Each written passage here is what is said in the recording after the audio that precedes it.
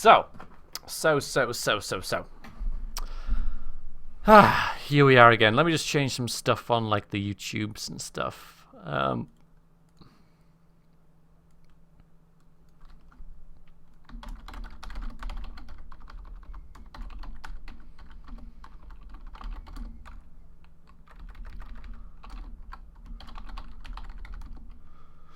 So I'm streaming a Fighting Fantasy game book.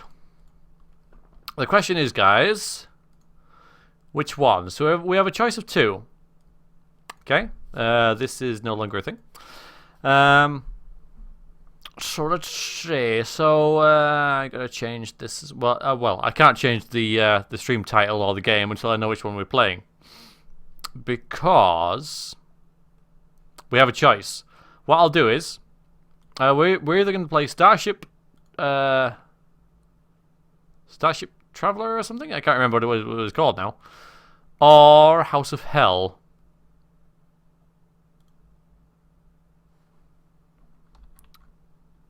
Oh yeah, let's have little music in the background. Little music.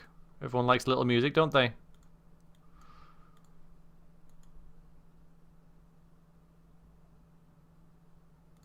Let's see.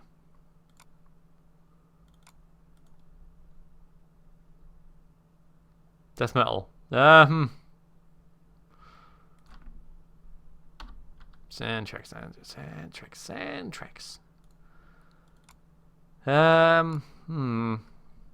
Anyone know what this is of?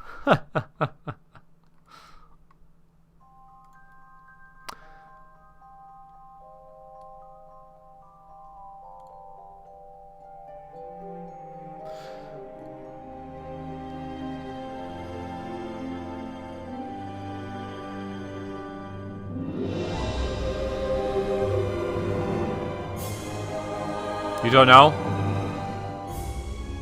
You know nothing, Atomic Wolf. No, we're not doing music stuff. I'm just playing it while I find stuff. Because I'm going to install these games before we start. It might give me a little synopsis of what they're about. I already have House of Hell installed, but there's Starship Traveller as well. So it's just downloading that. Suppose you go to the store page. That's what I'll do. Edward, yes indeed. Thank you very much, Midnight. Edward Scissorhands is what it is. So there's not much of a synopsis here, really. Oh, there we go. Okay, so we're gonna have a vote about which one to do, guys. You guys may well remember House of Hell because we did that last time, but so it's a choice between House of Hell and Starship Traveller.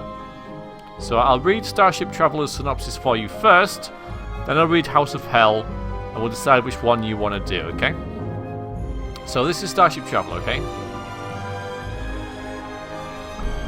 Sucked through the appalling nightmare of the Celestian void, the Starship Traveller emerges on the other side of the black hole into an unknown universe. You are the captain of the Traveller, and her fate lies in your hands. Will you be able to discover the way back to Earth from the alien peoples and planets you encounter? Or will you and your crew be doomed to roam uncharted space forever? So there's that one. Or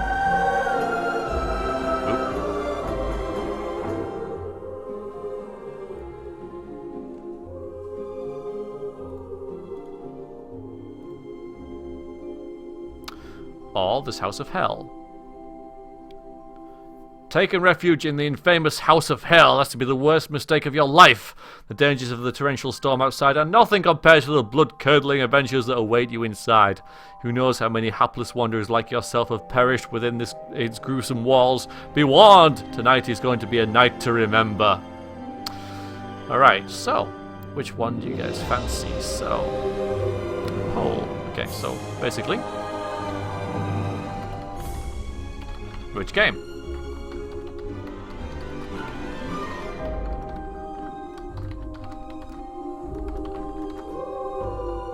Place your bets. Now, last time we played House of Hell, it lasted an hour because it does seem pretty difficult. But, you know, completely up to you guys. Can't vote because, yes, you can vote. Of course you can vote. It's close, by the way. It is close. Every vote counts, guys, and there are a lot more people in the chat than there are people voting, so vote. Are we going to be a space captain, or are we going to be a lost guy wandering around a haunted house?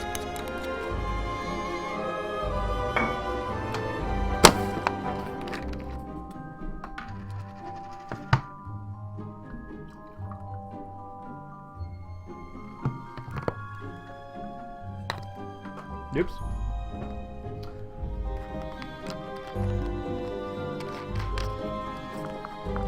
Well, it's quieting down a bit. Alright, I'll stop it. Starship Traveller has it. So we are going to be a space captain. Okay, so that's what we'll do. So, let me just add something here. I do have an image for this. It's just a generic one, but it works.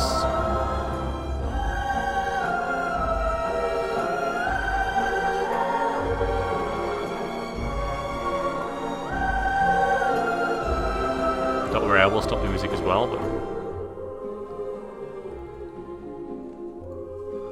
there's that.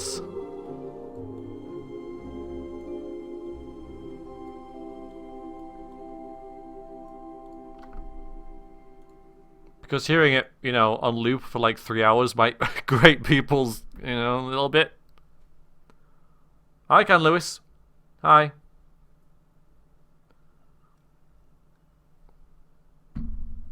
Sorry, just during that little stage there, I wasn't paying that much attention to the chat because I was setting things up, and I continue to do so because I had never launched this before. This is completely blind for me as well. I don't think I've even played the game book, even though I do own it. So I'm going to press play here, and I'm going to put it into windowed mode. And that seems okay. Alright, I'll just press play. And no, we need to change that a little bit, actually. Wrong aspect ratio. I want it in... that. Okay. Alright, let me... alright, get this... okay, it's downloading. That's fine. Okay. So give me a moment as I set this up.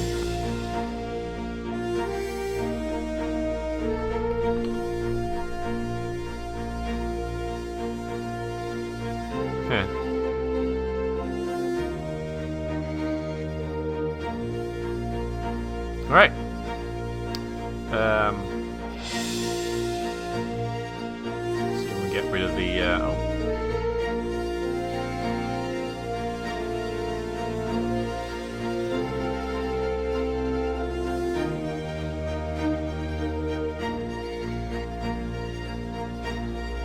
we can play Matt. Yeah, we can be Matt LeBlanc if you want.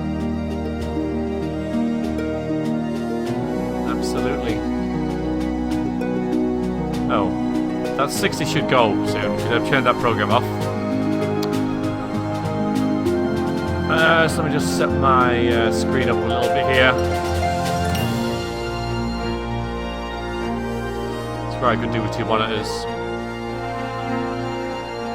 Oh, did I close it? Oh, that was silly of me. Close the dashboard. Okay, I'll fix that.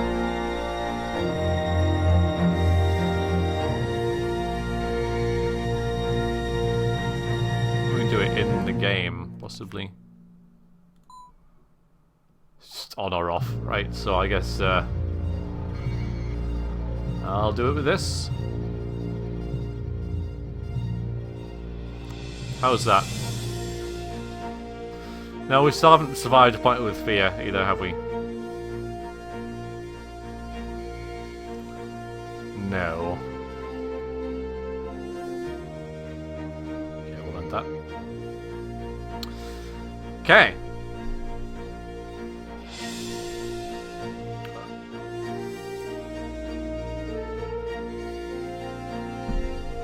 Are you guys ready to be a space captain then? Yeah, you guys have done best at Forest of Doom. By not dying. Okay. I'm gonna press play, I'm gonna press play, I'm gonna press it, I'm gonna press it. I'm pressing it. Okay. 60's still there, so it's kind of annoying, but there we go.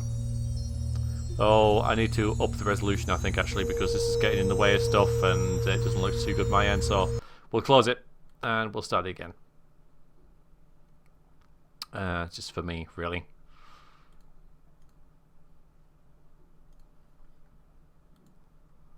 Just increase that a little bit. That's better, okay.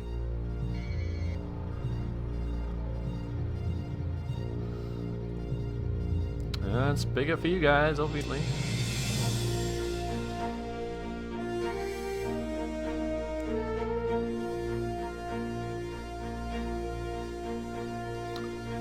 Okay. That's not quite right, is it? Why has it done that? Why is it taking half the... Okay.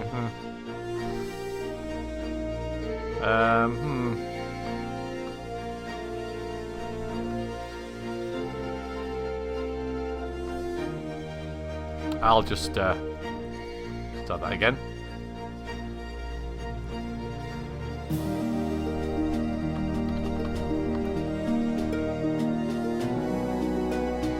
It's better.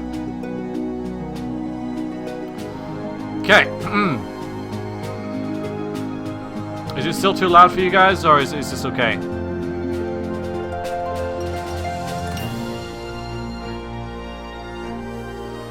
It's fine. Okay. I mean, if this continues to loop over the thing, I will put something else on. But for now, you know, we'll just play it vanilla, if you like.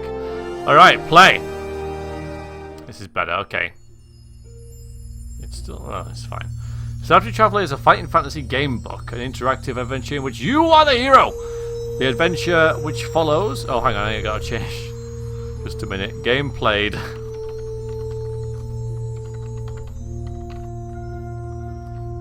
Strangely enough, it doesn't recognize it.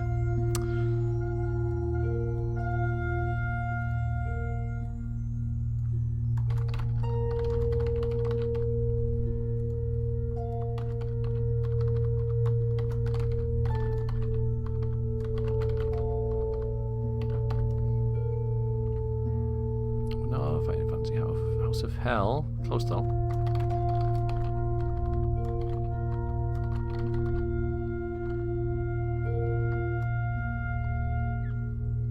Okay, so it's not actually on the list, so I'll list it as House of Hell, even though it's not. You guys, you know, the closest I can get. Okay, so. Okay, ready. Okay, right. Okay, you are the hero. In the adventures which follows, you are the captain of the starship lost in an unknown universe. Your own skills as captain will determine whether you and your crew will ever see Earth again. You're about to be flung through a black hole into unknown space. Your only chance of return will be to find another suitable black hole and guide your ship through it back to your own universe. You must first choose your difficulty setting. This game book has been designed for optimum challenge on the classic difficulty mode. For newcomers to Final Fantasy, we recommend experience the game in free read mode. But so I can do one. Oh god, hang on a minute. I thought that was a toggle. Apparently not. I can't go back. Maybe I can go back. We go with classic mode. It's fine. It's fine. That's what we play on all the time, and it never goes wrong. So, having served as the dedicated officer of the Astro Navy for many years, your experience and skill has been rewarded with your promotion to captain. You wear your new uniform with pride, and you enter your name in the registration console. Captain. Put me in here. Okay. Captain. Who? Oh, hi, Rook. That sucks. It'll be refreshing. Captain Sparkle Love. I actually kind of like Sparkle Love. But, you know, it's up to you guys, you know. think of anything to beat Captain Sparkle Love, which honestly is kind of a challenge.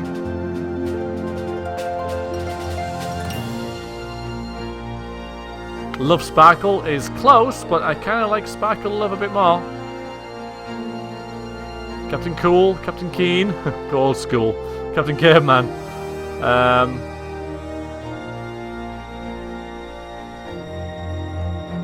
Sparkle Lover.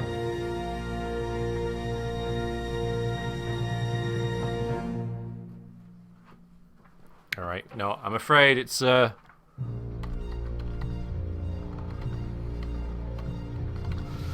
Captain Sparkle Love.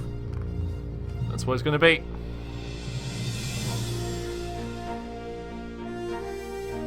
We're going to select a gender. Are we male or female? I guess we can put this to a vote, can't we?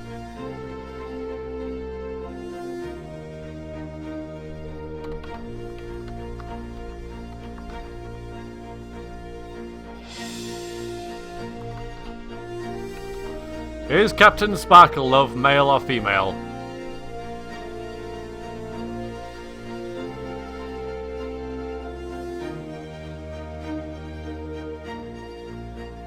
I wonder if it'll change anything. Yeah, I mean, I'm not sure. I can't say because, you know, I've never played the thing, so I don't know. Only 10 votes so far. Why are people watching and not voting?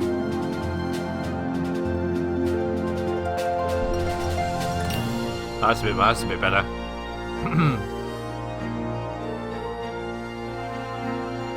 Oh yeah. It's pretty clear. We want to be female. We are female. Okay, your registration console requests that you finalize your new position with a statistical scan. Using advanced technology, and console will determine your base stamina, skill, and luck values. Place your palm flat on the registration console to complete the process. Okay, stamina. 6. Oh, okay. Stamina 18. Skill. Well, that's good. 11. That's good. Okay. Luck. Oh, nice. Luck is 11 as well, so that's pretty good. That's pretty good. Got nice stats. Stamina's a little bit low, but you know, we'll deal with that. It's not that low. It's fine. With the process complete, you remove your palm from the console. You adjust your uniform with pride and holster your standard issue phaser. Set to stun, of course. Head to the Admiral's quarters for debriefing.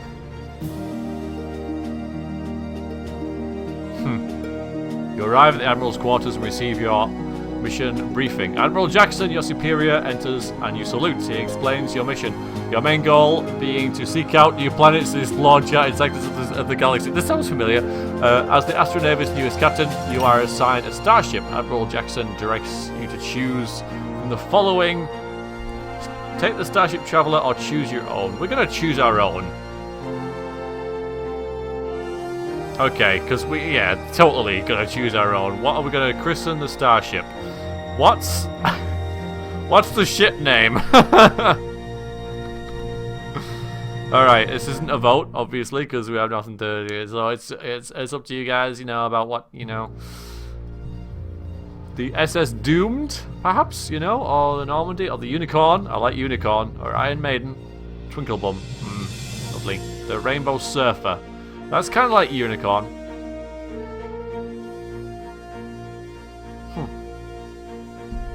The already dead Torg Annihilator. Twinkle Rabbit. We have Twinkle though, don't we? Though, so the Ebon Hawk. That's nice. I mean, that's vaguely sensible. That's the first one we found. First sensible thing. I'm going to go with Rainbow Surfer. I kind of like that. I know that Mal's picked both, and that does great on me at a very personal base level, but it kind of fits. The Rainbow Surfer is our ship, so Okay, complete the inspector. To complete this mission, you perform a diagnostic check on your ship. Nothing we can do here. Oh, right, okay. Strengthen shields, okay. Strength is... Oh, nice! Strength... so this is basically our ship's skill, if you like, which is 11, so that's nice. Calculating shields, which I'm assuming is its stamina. No, actually... Oh, no, we don't want that! Oh, God's sakes. Okay. Shields is 14. It's not brilliant, but, you know... I guess we have a very sort of, like, slick ship that's lightly armoured. That's what we'll say. Okay, with diagnostics checks complete. Okay, we're going to change this music. We got to get rid of this bloody music. Maybe it'll change when we get into the game. We'll see. We'll see. You and the Admiral are satisfied that the Starship is in perfect working order. There it is, isn't it glorious? Follow Admiral Jackson to assemble your crew. Oh my god. Okay, Admiral Jackson offers you 2 choices when assembling the crew of the Starship Rainbow Surfer. Okay, we can get right into the action, or we can hand-pick your own crew. First, you choose your science officer. Oh my god. This has to be people from the chat. It has to be. Because we got the anonymous sort of captain, who is the hive mind of you guys. But now we get to pick on people, yeah? So it has to be,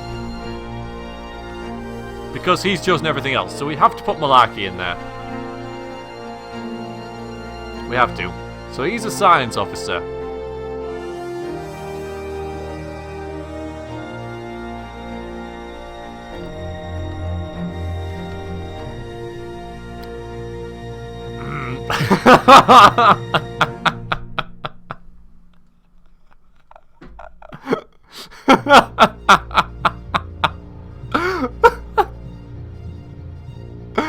Oh my!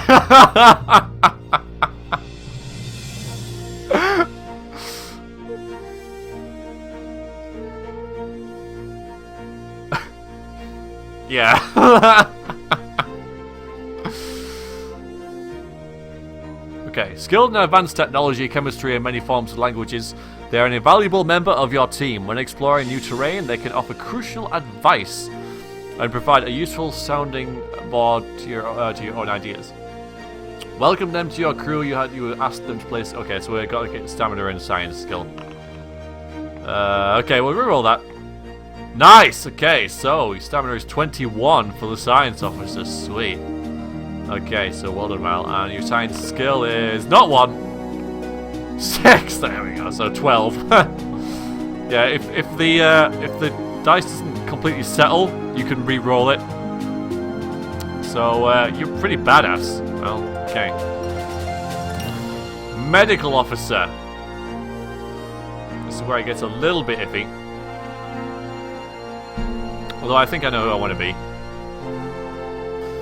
I'm not sure how many there is, which is kind of a shame, you know?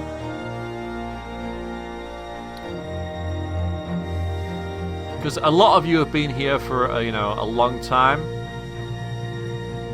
So it's kind of difficult for me to pick. But the list... no, I don't want to have all Mal, you know? Yeah. And it'll... Everything will be Mal's fault. So... but it's kind of hard for me to choose and pick. But, I mean, Mark's been here for the whole time. So we'll have Mark. You can be in it. So, Mark, you are the medical officer. You are, I'm afraid, male, because that's a male name. So, Mark, you're...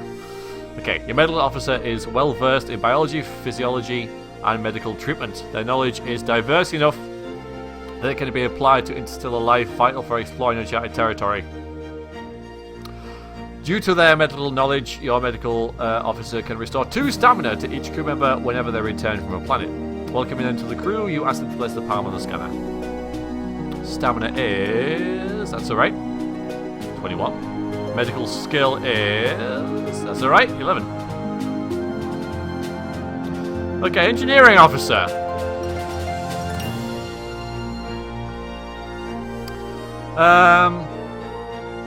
Cyber, do you want to be in it? I don't want to, it's difficult for me to, I don't want to. Because I know Midnight's been here for a long time, and, Atomic Wolf's been here for every time, so, I mean, it's difficult for me to sort of pick and choose. It's not like assembling a Blood Bowl team when I have, like, 13, 15 people. I might only have, like, 4 for this, so. But if,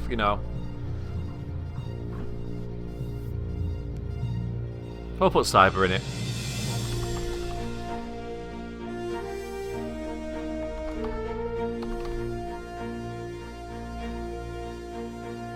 There has been Decado many times. Okay. So what's Cyber? Because I'm not having a female mark, but Cyber is kind of iffy. Oh God! What have I just done? What have I just pressed? Play? Okay, there we go. We're back. I hit back. It's alright. We're fine. Oh, we killed the music. Oh, thank God for that. Okay. Main menu. I pressed main menu. So, yeah, we'll just... Oh, this is kind of even. This is even right now. It's even. So let's see. Music. I'll have some vaguely good music for this. Probably way too dramatic. Let me know how the volume is. It was close. It was close, Cyber, but you're a girl.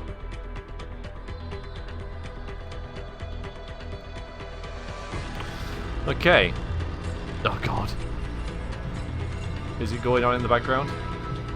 Let's just turn that off. Thank you.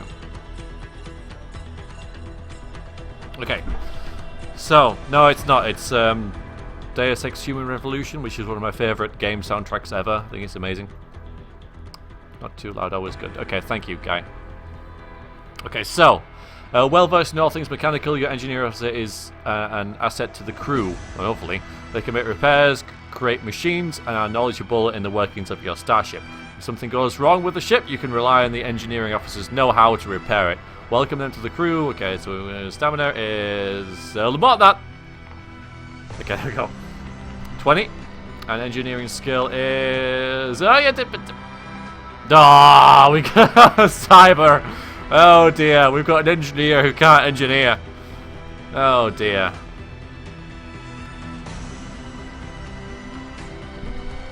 Okay. Security officer. Security officer Guy? Guy's been here forever, so... I know there's other people as well, but it's difficult for me,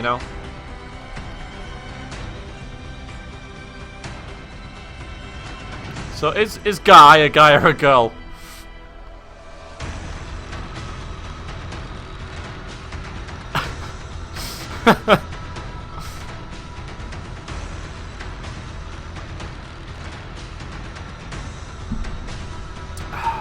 Guy the girl. I know it's made for it, isn't it? Why I had to put the question to you.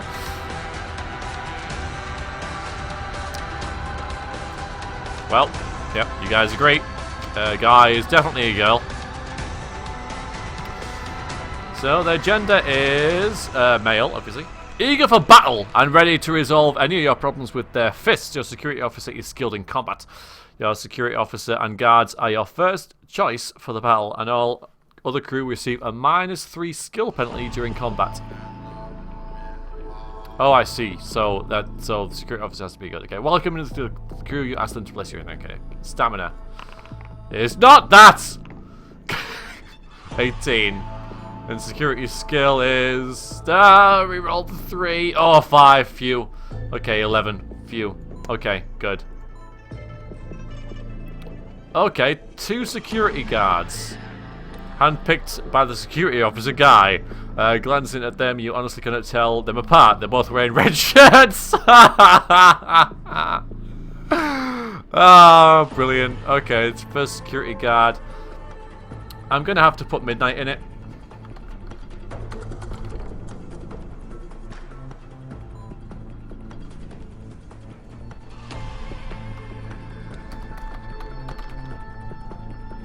I mean, I'm not sure whether you are a guy or a girl in real life, but it's irrelevant because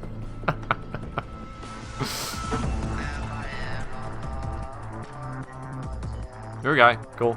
Well, let's find out. Oh, actually, stop it there. You are. Yes, you're correct. You are a guy. Well done. You passed the first test.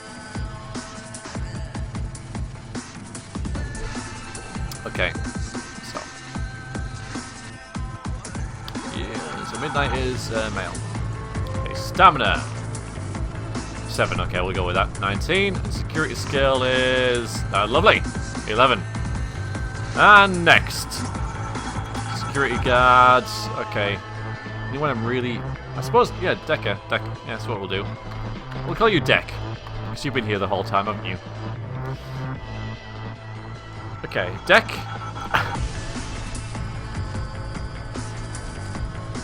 Are you male or female?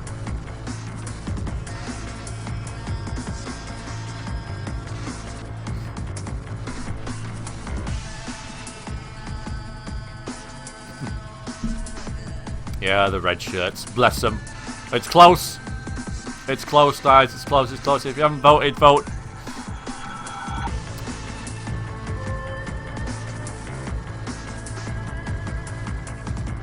Alright. He's male. Whether you like it or not. Okay. Stamina is not that! Okay, good. 20. And security skill is... Ah, there we go, 11. Okay, there we go. So that's everyone. Okay. Admiral Jackson hands you a tiny bundle of fur. It is a small white cat. The Admiral explains that one of the most important parts of this mission is to research the effects of interstellar travel on pets and their ability to withstand artificial gravity over long periods of time. The cat's name is...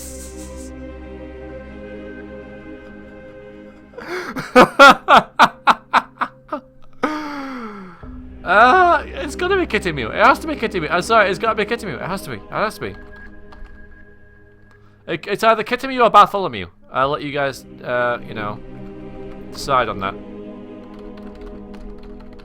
But they're the choices.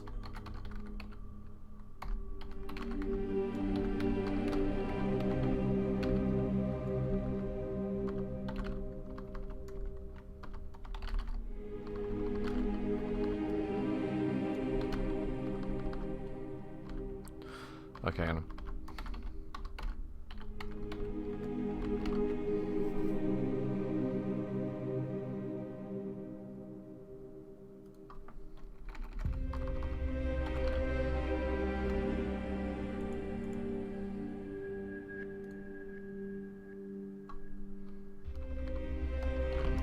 Okay, there you go.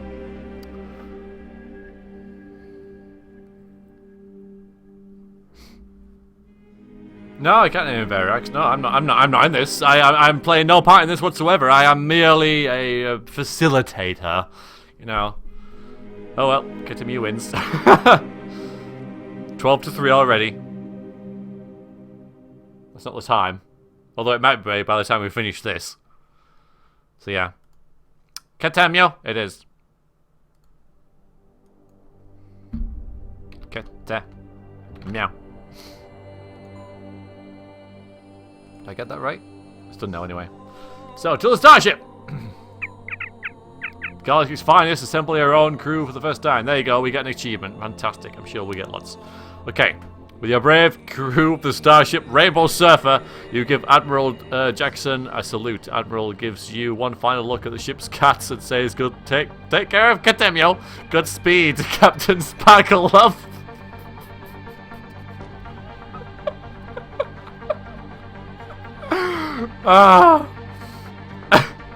Suddenly bursting in and out of breath, a young man arrives. He apologizes profusely to the Admiral for his delay. Admiral Jackson informs you that this is Ensign. This This ensign is a son of an important senator and will be accompanying you on the mission. The ensign's name is... Christ. Okay, who have we kind of missed? Dragonster? Do you want to, Dragonster's been about? We've got giant stuff,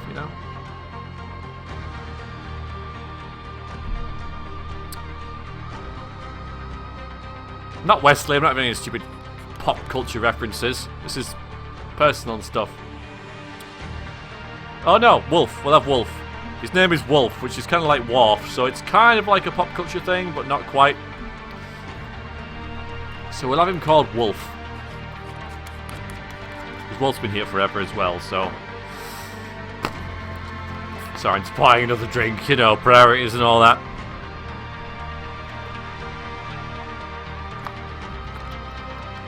Huge crew. Alright. Wolf. Wolf. There you go. Okay. You are now ready to set off. Finally! You take your seat on the bridge and prepare yourself for the adventure ahead. Dismissed! Here we go, guys. You ready? From your seat at the helm of the Starship Rainbow server, you study the VDU anxiously. Engineering section has reported an overdrive malfunction, which has locked the warp engines at 10% velocity gain. Should we just panic? Should we just turn around and go back? I mean, we just started. You are watching the velocity indicator advancing rapidly through the safe region towards overload. You hit the communicator button and call engineering for further news. It's not good. The malfunction cannot be traced and it will take another 13 minutes for a system check to provide full analysis. You're heading straight towards the Seltsin Void, a known black hole. You may or may not avoid it, but Science Officer Malarkey has another plan. If you swing the ship through its immense gravitational pull, its gravity drag will help reduce your speed as you travel away from it. This is worth a try, but navigational tuning will have to be precise. You swing the starship hard to starboard as you enter the Seltsin's gravitational field and fasten your eyes on the velocity indicator. To your great relief, the plan seems to be working.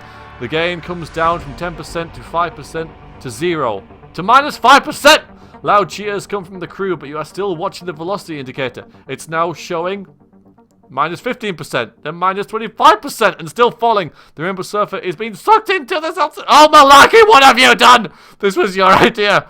You hit the red alert button and instruct all ship's personnel to strap themselves down. The ship begins to whine and shake as it rapidly accelerates towards the black hole. There is nothing you can do to avert the impending disaster. An almighty explosion wrecks the ship. All the crew, including you, lose their consciousness. Oh my god!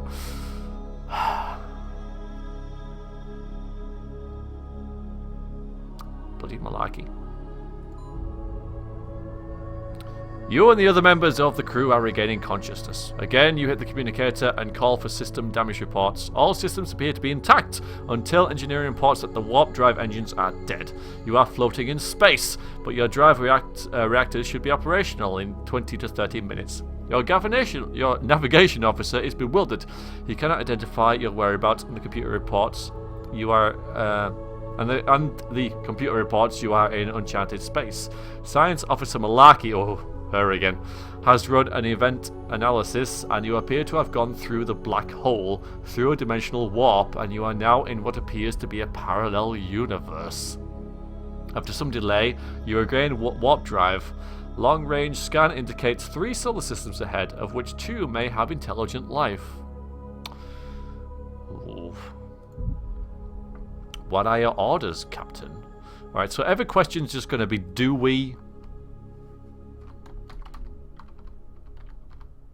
Do we? Okay, so do we? Set course for the life-bearing system ahead. Set course for the life-bearing system on the port side, or the barren system on the starboard side. So basically it's ahead, port, or starboard. What are we gonna do, guys? This is where it gets real. This is where it gets real, guys.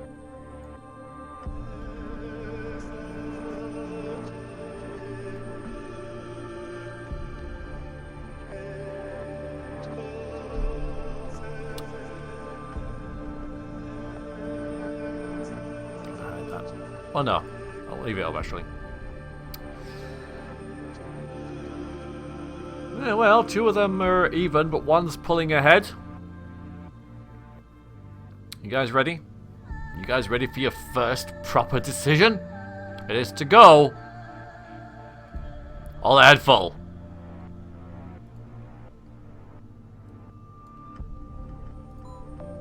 You increase speed towards a dull blue planet and start to orbit it. Short-range scanners indicate that it is a life-bearing planet. The most heavily populated area appears to be a city in the center of a large island. What are your orders? Okay, so do beam down to the city or leave orbit and continue onwards? Well, okay.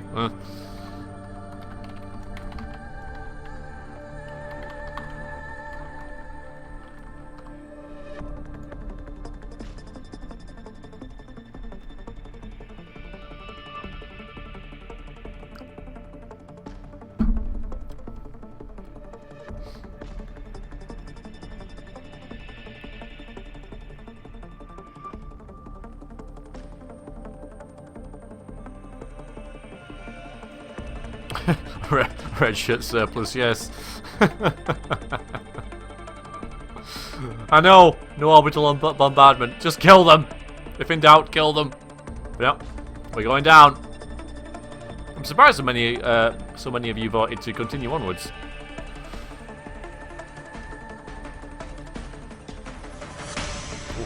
Oh, blimey. Oh, God.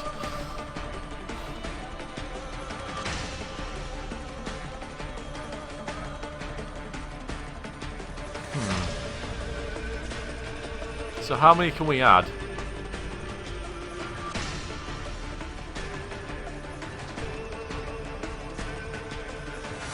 If I save this, I think this is save. Yeah, I just want to see how many we can select. Make it so. Because there's no thing saying you have to take 3 people or whatever, or 2 people. So, you know, by default, I'll take everyone. So what I'll do is I'll just see how many I can select. 3, okay.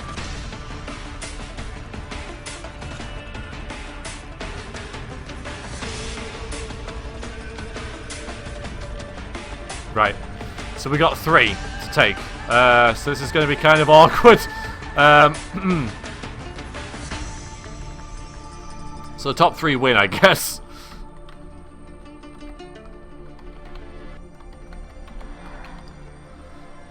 Okay, so giants, you know, medical. Do you need 2 monitors for this? Engineering.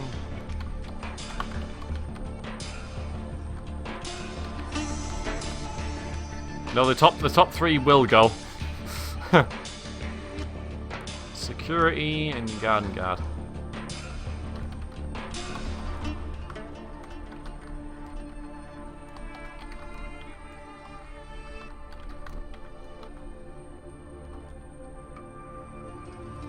Okay, quite a lot of things there. So 3 to take from science, medical, engineering, security. Guard 1, and guard 2. Obviously, guard 1's midnight and guard 2 is deck.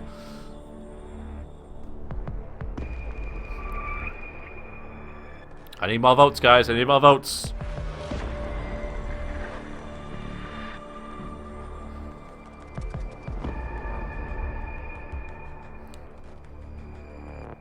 It's a reasonably even split, which can be good or bad, you know, depending on, you know, if I need to make a decision myself. No, we actually have... Okay. So we've decided to take science, security, and guard 1. So we're going to go with our science officer. Malarkey. Officer Guy. And Midnight. Yep, we have a red shirt. Don't worry, we have a red shirt.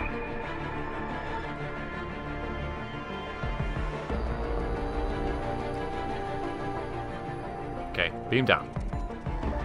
Okay, you materialize on the planet's surface and look around. You are in a wide street of some kind, which is completely deserted. Buildings of sorts line the street, and behind you a large building stands at the end of the road. The buildings are strange structures. They are a multitude of shapes and sizes, and all look incomplete. Continue down the road, approach the large building behind you, or try one of the smaller buildings.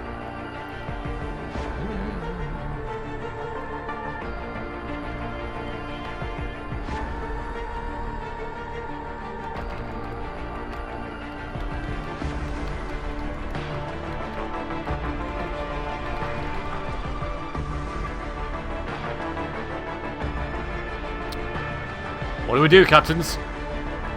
Hive minds. Hive mind love sparkle.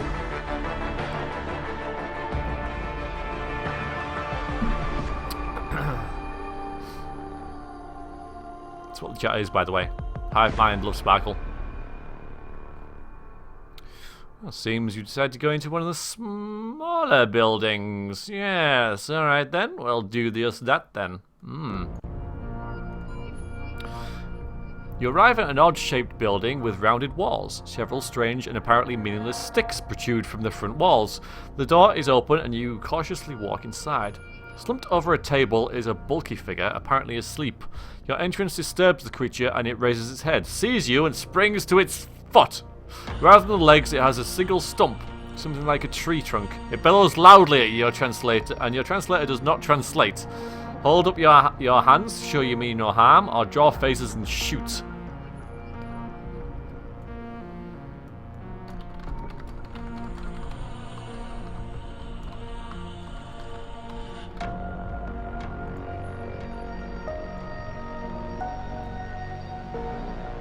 Hivebound Sparkle Love. That's what you are. So now we have to ascertain whether Sparkle Love is a lovey-dovey kind of like, you know, make friends with people sort of captain, or whether they're a shoot first, ask questions later sort of captain. We have decided that they are, at least for now, a lovey-dovey try and make friends with aliens kind of captain. Stick to the name, stick to the name. Okay. Hold up your hands to show that you mean no harm.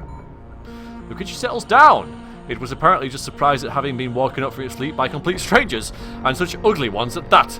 It explains that it is a Timol. Okay, we can't understand it, but we can.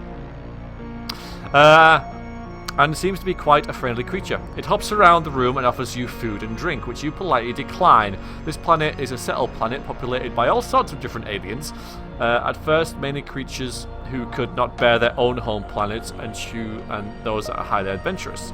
As the planet proved to be a pleasant place to live with a gentle climate, it was not long before word spread throughout the galaxy of the promised land of freedom and equality, attracting many more settlers. The problem was that no one was allowed to assume a position of responsibility. Everyone was entirely equal. The result is that after many years of settlement, the place is still in utter chaos. Its inhabitants have not decided a name for the planet. No, not even decided that. You explain your predicament to the Timol, how you are lost in a universe parallel to your... How do you know it's a parallel universe? How do you know it's parallel, you know? But anyway, the creature knows little about the astronomy and interstellar travel, but suggests you head for the planet Cool Matter, as its civilization is very advanced. You thank him for his information and leave. Alright, so do you want to head for the main building at the end of the road, or do you want to beam up and travel onwards?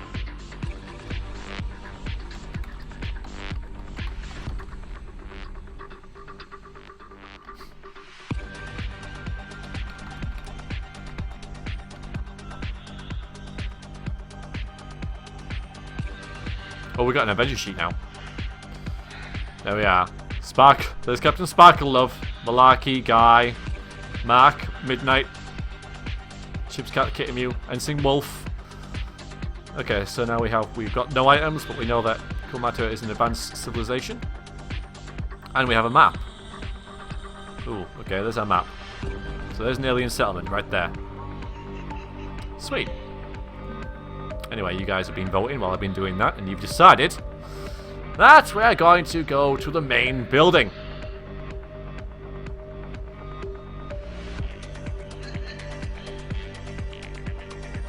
You guys gonna try and take over the planet?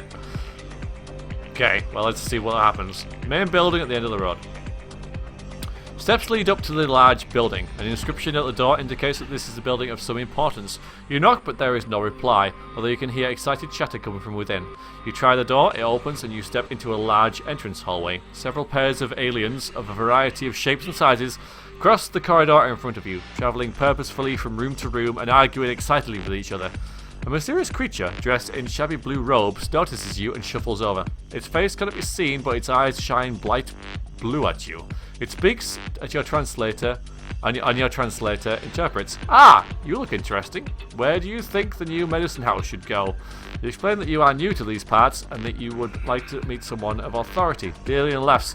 No one has authority here, my friend. We are all equal. Come, let me show you round. Alright, let him take you to the meeting hall or in a general tour.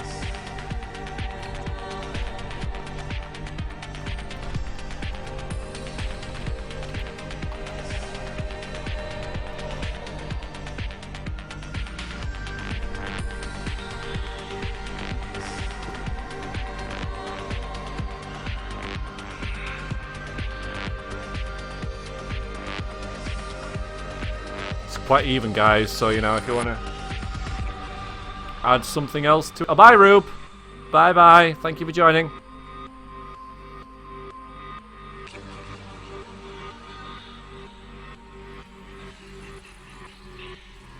So what are you guys gonna do? I think you've more or less decided. I'll leave it a little longer. It's pretty close.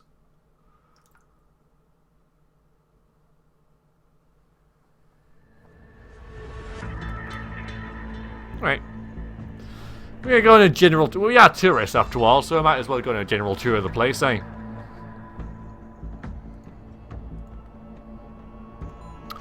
Okay, your guide, who is called Foriel, shows you from room to room, explaining the planet.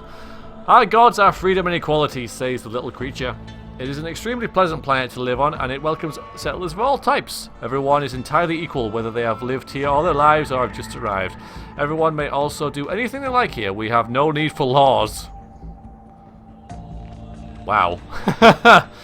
Blimey. Okay. He shows you around the records office, planning area, and rooms of state. On the way back from the debating chamber, you pass a guard room. You ask why, if there are no laws, they have a need for guards. Foriel stops and explains. Guards do not guard things.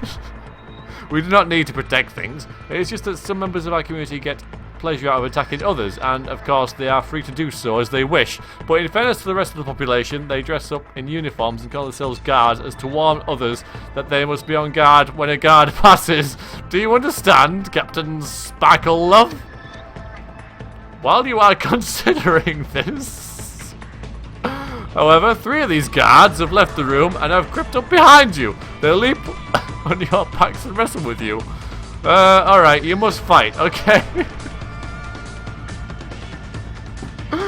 Guards do not guard things. You must be on guard when a guard is around, because a guard may attack you. That's brilliant.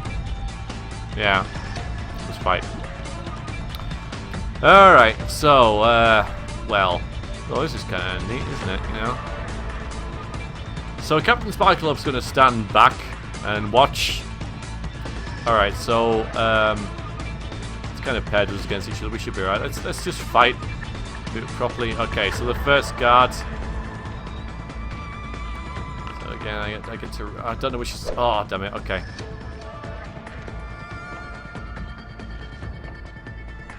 Great. Okay. That's fine. I think. Yeah. Okay. So we're beating them. It's kind of hard to work out because they're all like. Okay. So let's see. Skill 9 and skill 7. No, oh no, that would have worked. That's worked. Sparkle, what are you rolling for, Sparkle Love? Well, you're not attacking anybody, so how? Alright, should we just do quick combat? No, we'll fight properly. That's fine. Died.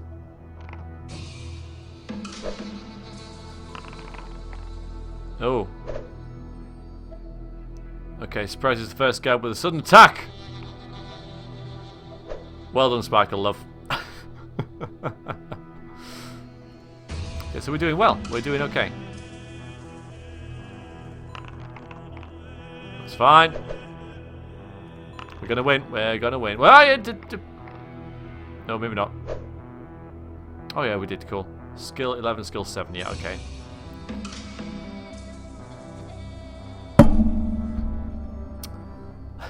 So what's happening is, so combat works. Generally, combat's one-on-one in these sort of things, but apparently this isn't. But you roll 2 dice and add your skill, which is 11 for midnight. Then they roll 2 dice and add their skill, which is 8. And then whoever wins that, whoever gets the most, deducts 2 stamina off the loser. So like you see, we still have maximum stamina, and their stamina is dropping.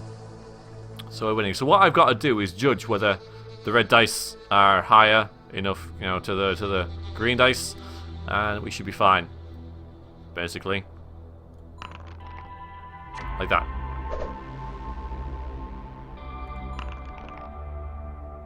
Yeah. So this guard's out. So that guy's dead. Like this little icon. We ended up coming back because oh, you get to switch stuff. Ah, okay, so we can put our guy Midnight against these two. Alright, I didn't realise that. Yeah, Sparkle Love can be in there as well, but I don't want to lose our captain, do we? So we'll put him last. Her last, sorry.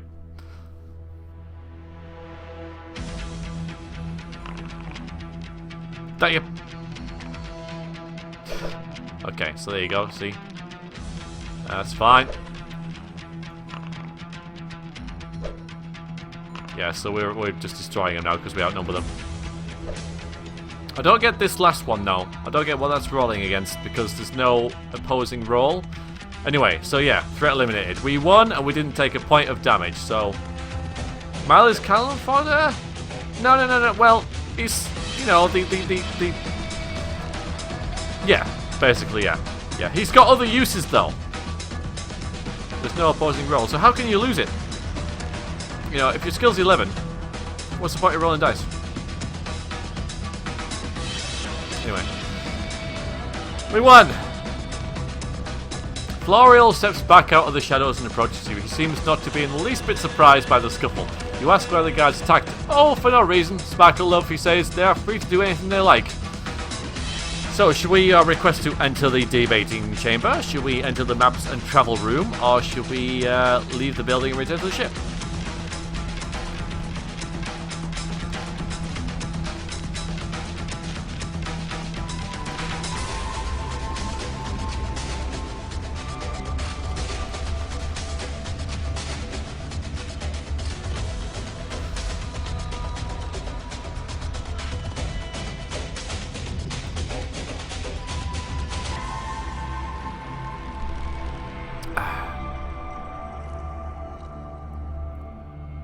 Oh, I think you guys have decided on that one pretty easily. You have decided on the maps and travel room.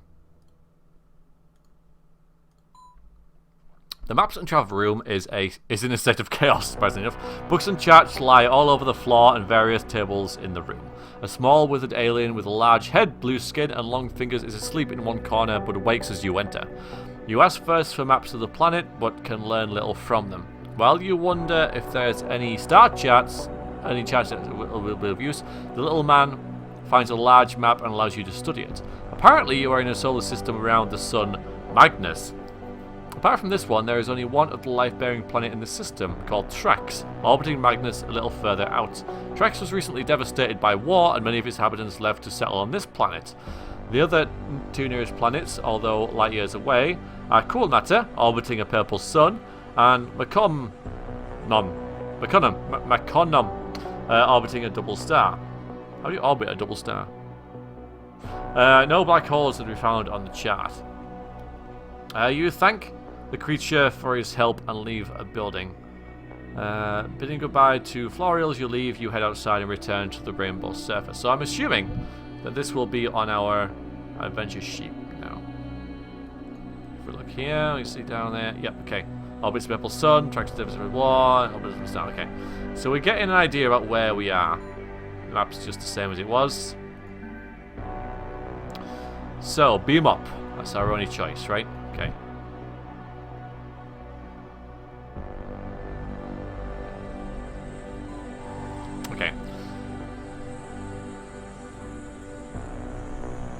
Back on the bridge, you set coordinates for the next journey. Another life-bearing planet orbits the same sun a little further out. Medical Officer Mark tends to the wounded aboard a ship. 2 temperance points are restored for any injured crew members, but we're fine. Okay, so yes, with another life-bearing planet. I'll set course for the purple sun, some light years away. Alright, so let's see. So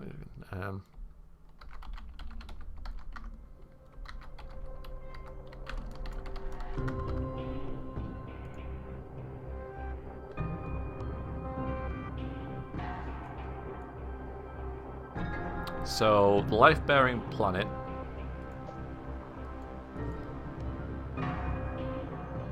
is Trax, which was devastated by war. Kilmatter is an advanced civilization, and it orbits the purple sun.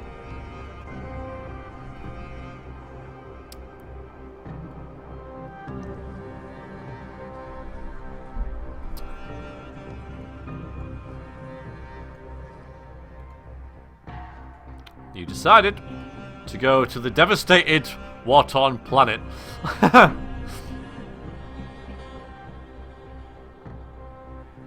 Alright, the hive mind has spoken. You approach a large red planet at sublight speed and set an orbiting course. Scanning the surface, you find no trace of intelligent life, but signs of civilization, and a fairly advanced one at that, are apparent.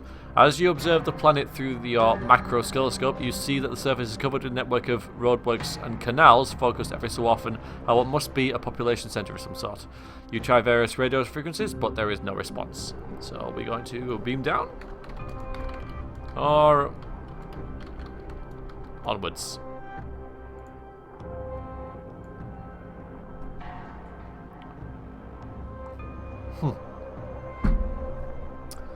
Anonymous, that, well, I guess that's true. Yep, if you want to go that way.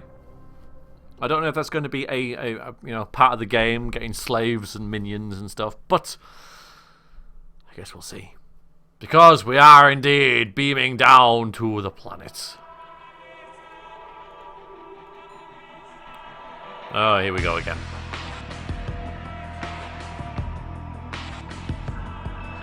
Let's move this over here so I can do this. Okay.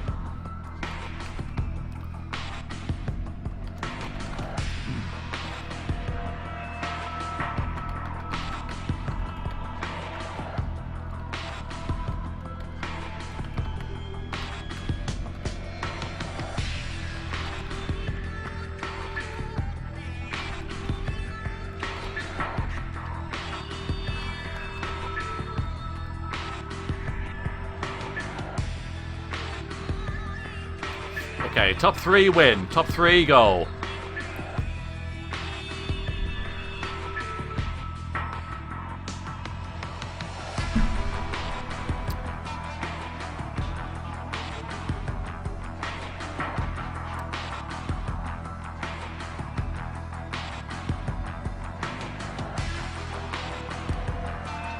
Well, I think we have 3 ahead, so I'll stop it. Yeah, so engineering, followed by science and guard 2, which is midnight. So midnight, make it so. Engineering, cyber. Oh, that's only 2. Oh, pick 2. Oh, it says pick 2. Oh, so hang on. Well, I guess that's all right, because the other 2 was a. It did say. I just didn't see that. So yeah, it did say. But, it was a draw anyway, so I picked the guard, so we have some muscle. Anyway, beam down. Oh, you choose a location within what ought to be one of the planet's main population centers. You beam down, and when you materialize, you are in a deserted street. Again, there is a ghostly silence about, and something is not quite right. The buildings around you and the vehicles lying derelict by the side of the road appear to be in the form of quite an advanced civilization, but dust is thick on everything, as if there has been no activity here in years. I'll close this actually, so it's not in the way. Cautiously, you walk down the street. As you approach a junction, at the end of the street, you hear a noise and stop. The others look at you quizzically and listen, but they can hear nothing.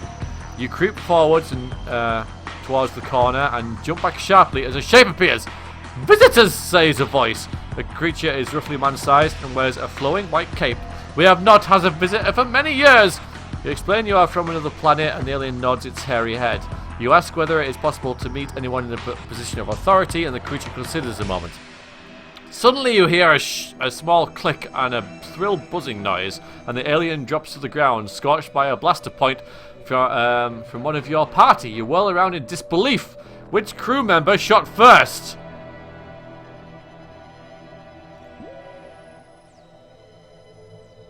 Blimey. Which crew member shot first, guys? Well, because we're going to decide, aren't we? You know, it's engineering officer or the guard. Well, is it Cyber? Or is it Midnight?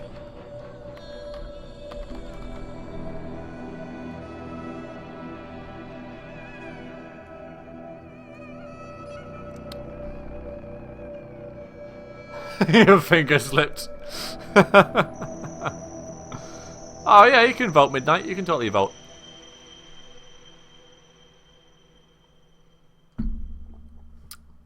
I'm blaming Mal. Somehow, even though he's not here, it's Mal's fault. You can't? Alright, that's fine. It won't make much difference anyway, because 75% of people decided that it was you, Midnight. Why did you do it, Midnight? Why?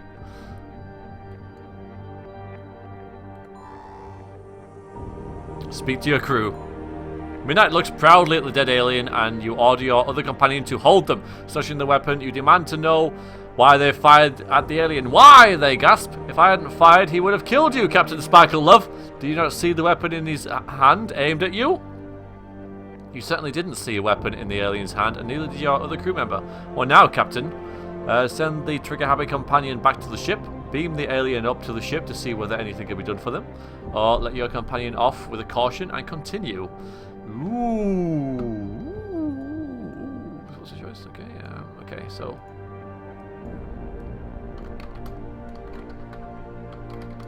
So do we beam Midnight up? Do we beam the alien up? Or just continue?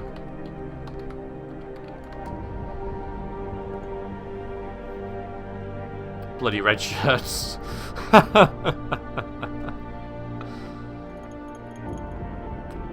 Maybe Dragonster, maybe. I mean, I don't know. I haven't played this before.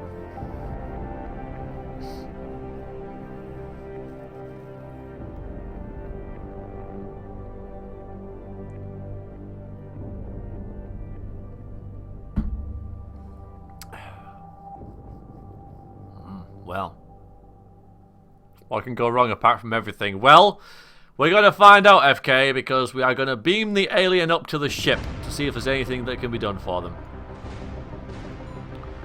Flipping your communicator, you instruct the ship to beam the alien back aboard so that Medical Officer Mark can have a look at them. The alien disappears. You prepare to continue, but a message from the ship comes through. Apparently the alien did not arrive. You confirm that it definitely left the planet. There is little you can do about it now, and you leave the problem with your transmatter crew. Exploring, is that it? Okay, well, continue. So it didn't arrive. It did not arrive, guys. Oh my good gosh, golly gosh. Turn the corner, you continue for several meters. A noise behind you startles you and you stop. With a sudden chill of panic, you realize what the noise is. It's a multiple hammer sound of a pre-laser weapon. Someone or something is firing a machine gun at you. You drop to the ground and scream at your companions to do likewise. As you all lie there with bullets flying over your heads, the other two look at you, puzzled. Captain, why are we lying in the road? Says one of them, standing up. To your amazement, he stands up in the hail of bullets, completely unharmed. Gradually, the sound fades and the others help you to your feet, looking at you in a most peculiar way. A little further down the road, you come across a large building. You're going to enter it or continue?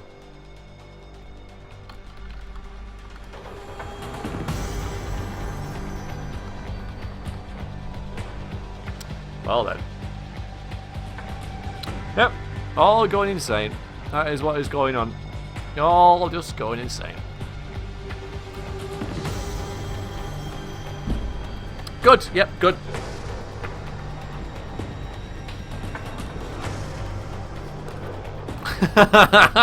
Yes, Cyber.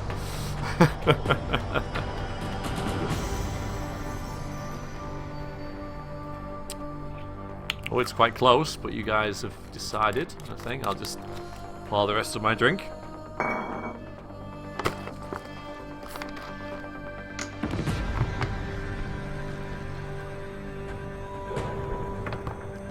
I have to open another bottle of rum now. Alright. We're going to enter the building. Maybe, guy. Yeah, maybe you should have. Alright, enter the building. You enter the building and look around. It appears to be a library of some sort. You notice on the entrance a type of newspaper and take it with you. Perhaps it will give you some sort of clue as to why the whole city seems to be deserted.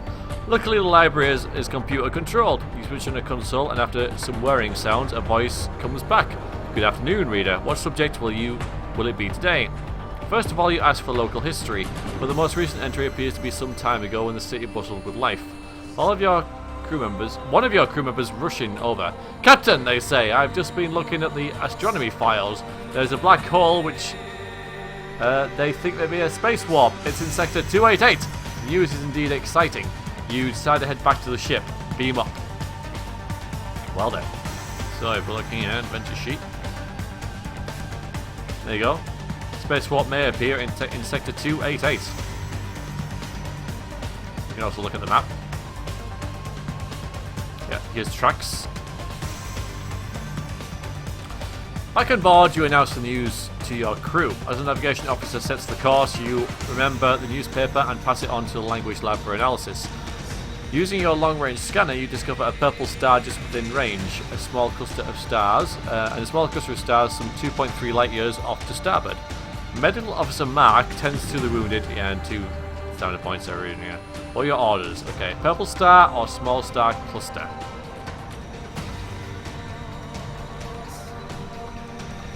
Now, I don't think we know anything about the cluster.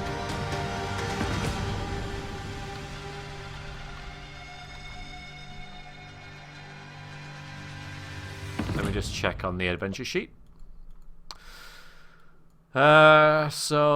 Well, it could be the double star. It could be the cluster. I'm not sure. But we know that cool matter orbits the purple sun and it has an advanced civilization on it. Well, I guess we're going to the purple star then.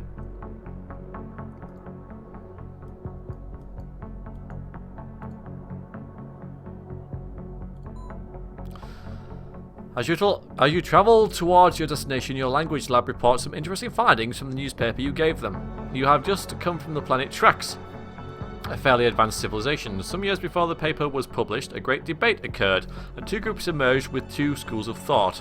The progressives were modern thinkers set on material progress, computerization, and more scientific view of the future. The regressives, why would anyone call themselves regressives? You know?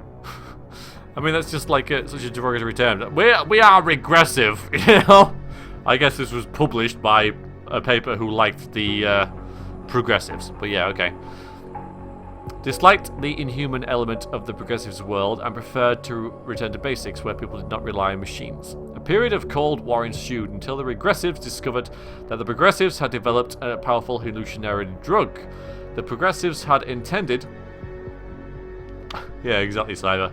The progressives had intended to use the drug on the regressives, but when the plot was discovered, they agreed to send all stock of the drug into space out of the way. Something went wrong, however, and the rocket exploded on the upper atmosphere, subjecting the entire planet to severe hallucinations. On the day the newspaper was published, its effects were just beginning to be noticed. Shaking your head sadly at the tragic end to this pointless war, you return to the bridge and plot your next course. Blimey. Okay, so ask the same thing. There you go. Guess that changes our mind in some way. I know it's the same vote. I know. But there we go. I'm asking the same thing because the book is asking, so I have to. But you all remain set on your course. Oh no! Well, one of you changed your mind, but you know, the rest of you are like, yeah, let's just go to Purple Star. We'll go to Purple Star. Approaching the Purple Star, your scanners indicate that the second planet is an atmosphere ideal for life. You drop into orbit around its planet and scan the surface. There are strong indications of intelligent activity. Indeed, it is likely that the planet's civilization is further advanced than your own. What are your orders? Okay, are we going to beam down? Or did we come here for nothing? Not that I want to sway you anyway, but you know. Purple Star! Purple Star! Let's move on, you know? Not really going to, kill the descending pool!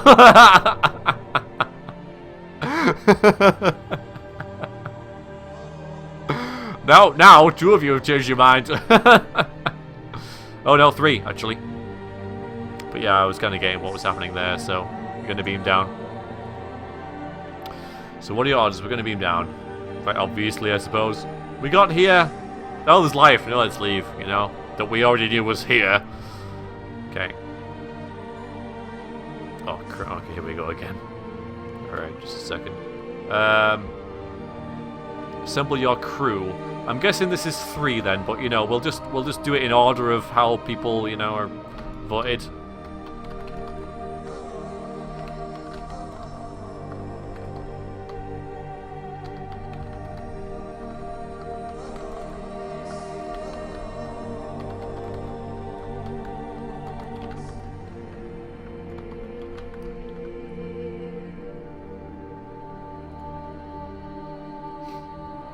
So I'm assuming this is 3,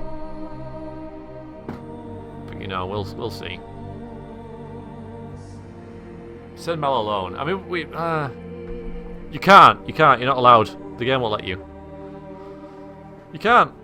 Well, you could possibly, but you know, if it's just saying, you know, send 1 person, we need some more votes. Still need some more votes.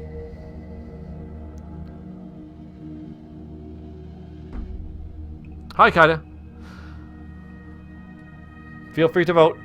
I'm going to wander off for a second while you guys decide. And again, feel free to vote if you haven't. You don't know what the vote is about? Well, we're going down on a planet which may be more advanced than our own. Who do we take? There you go. That's what the vote is about. Right, I'll be back in a bit.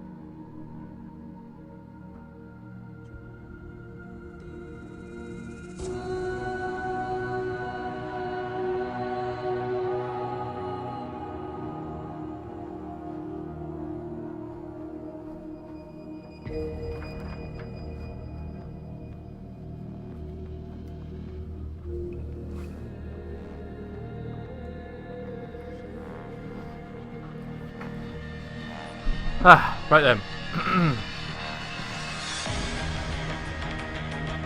Well, we have some votes. Sadly, there's a draw between, you know, for 3rd place. It's kind of irritating.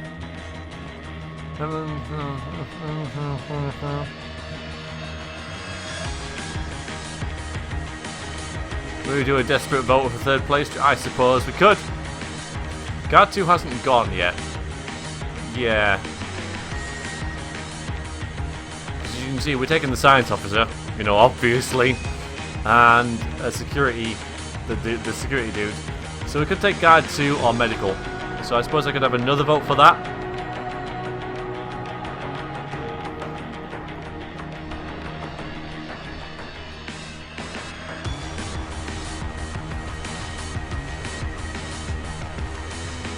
So it's definitely science officer. Yes, science. And security officer. Pretty sure. It was, wasn't it? So who go? Oh, no, that's it. That's it. That's all we got. It doesn't say, does it? It doesn't say on that because sometimes it's 3, sometimes it's 2. But I wouldn't mind it saying because it's pointless now. Sorry. So yeah, no problem. Okay, so yeah. So we got security and science going down. That's kind of neat. That's all right. Beam down.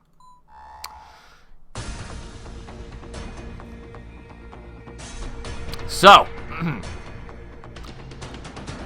you try an all-frequency broadcast several times but receive no messages in reply. You and your crew enter the transmitter unit and beam down to the surface. You materialize in a deserted street. For a change. Oh, bye, Dragonster. Thank you for joining. It's been good. Good. Okay, yeah, it's a bug planet, yeah. You materialize in a deserted street. Tall buildings on one side tower over you, while on the other side of the street, the buildings are small. Perhaps these are private dwellings. The architecture is alien, oddly enough, but no life of any kind can be seen. In the distance ahead of the road, you can hear a whirring sound. That would be a sign of life. Soon you can see a strange vehicle, which seems to be heading towards you. It is a hover car of some kind, and is moving slowly. As you decide what to do, your translator picks up a sound. Over here, quick! You look around to see a human-sized, somewhat insect-shaped creature beckoning you to one of the small buildings. You follow the creature, or do you wait for the vehicle?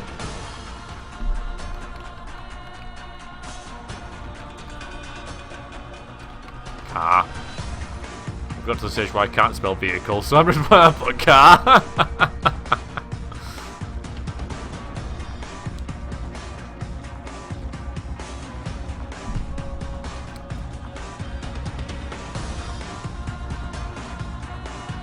Dramatic music much, isn't it, guys?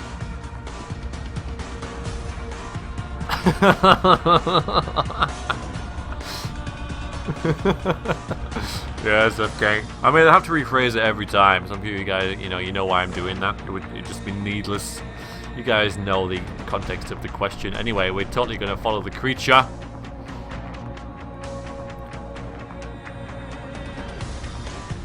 You run off the road and follow him into the building. Just in time, he exclaims. You don't want the PCs to find you in the street, do you? They're elitists and they really hate those console guys. Oh, that was funny. You have no idea what he's talking about. You explain you are not from this planet. He is on his guard. Oh god, he's going to attack us! You assure him that you mean no harm. Just as you want information which may help you get home, and he calms down. These guys could be the Max, I suppose.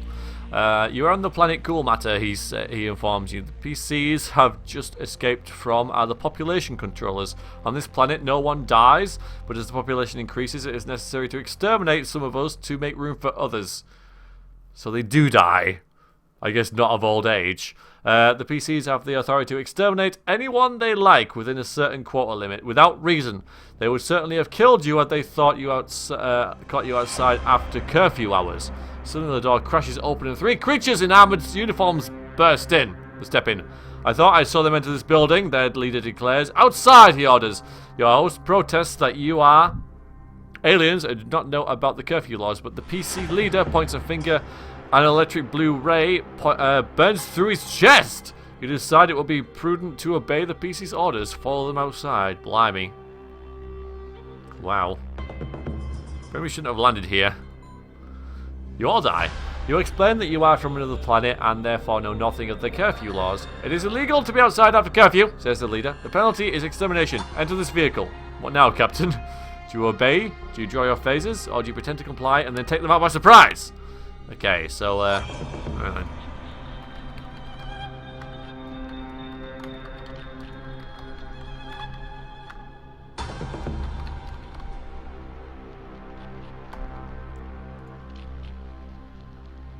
Alright, that's a bit of a choice for you. The good one.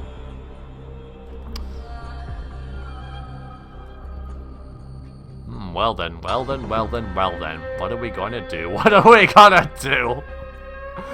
Oh, Captain Sparkly Love is she's a sneaky one. She is.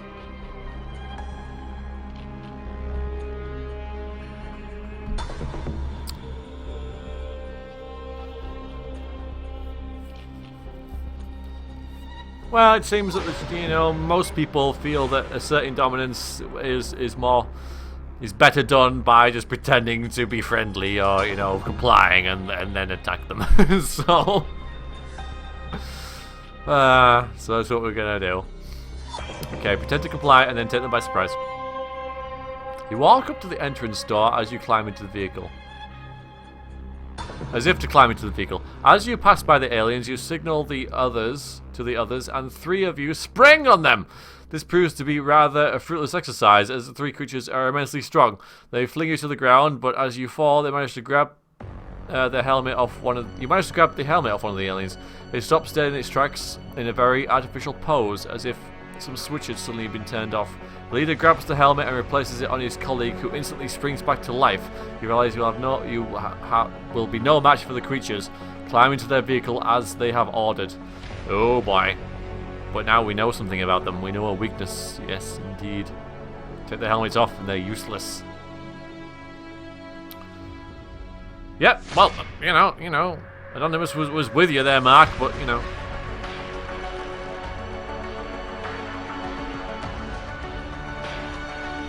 As you enter the vehicle... I told you it wasn't ending. I was coming back.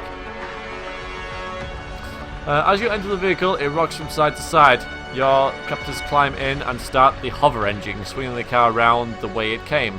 You travel for half an hour or so and finally step outside a large building. Other similar cars have stopped there as well, and numerous aliens are being led into the building. You are taken inside and put into a room which is evidently a cell of some kind, along with 4 aliens. They seem resigned to the fact that they are about to be exterminated as part of the population control program. You cannot understand why they are so unemotional about their impending death. One of the ununiformed creatures calls to your party. You will have to act quickly. Okay, so what are we going to do? We're going to fight. Are we going to contact the ship?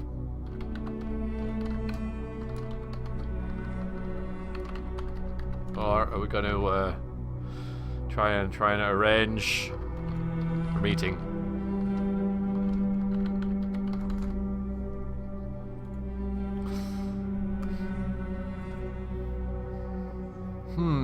I know, yeah, it's rough, isn't it? Absolutely.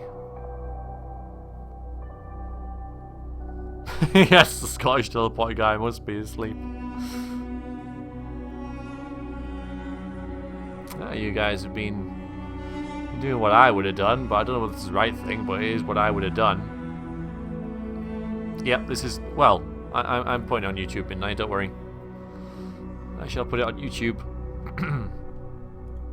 We are going to contact the ship.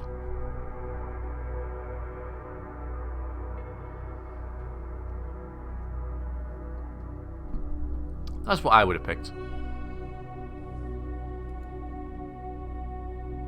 Yeah, so it's obviously the wrong choice, but here we go. Okay, you try your communicator but can hear only static. Something in the building is jamming your signal. However, as you try the controls, you notice something strange. All the aliens you can see are motionless like statues. You've discovered that what may be a way to escape. You turn off your communicator, the aliens come back to life. Huh. So you put your communicator on, they all freeze. They're Wi-Fi monsters indeed, yes. Following the guard, you turn down another corridor which leads to a large open room. Various armoured guards seem to be directing civilians through a large open doorway at one end of the room, from which a dull red glow is coming. You are directed to the end of the line. Ask your science officer for advice. Use your previous discovery for escape.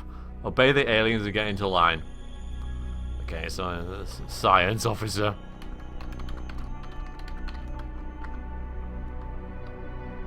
Wi-Fi or the obey.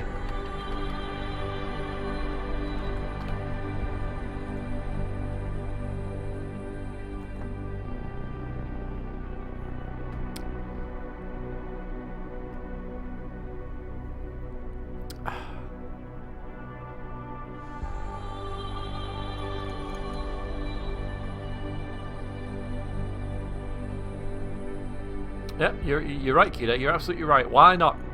Why not use the knowledge you've just got?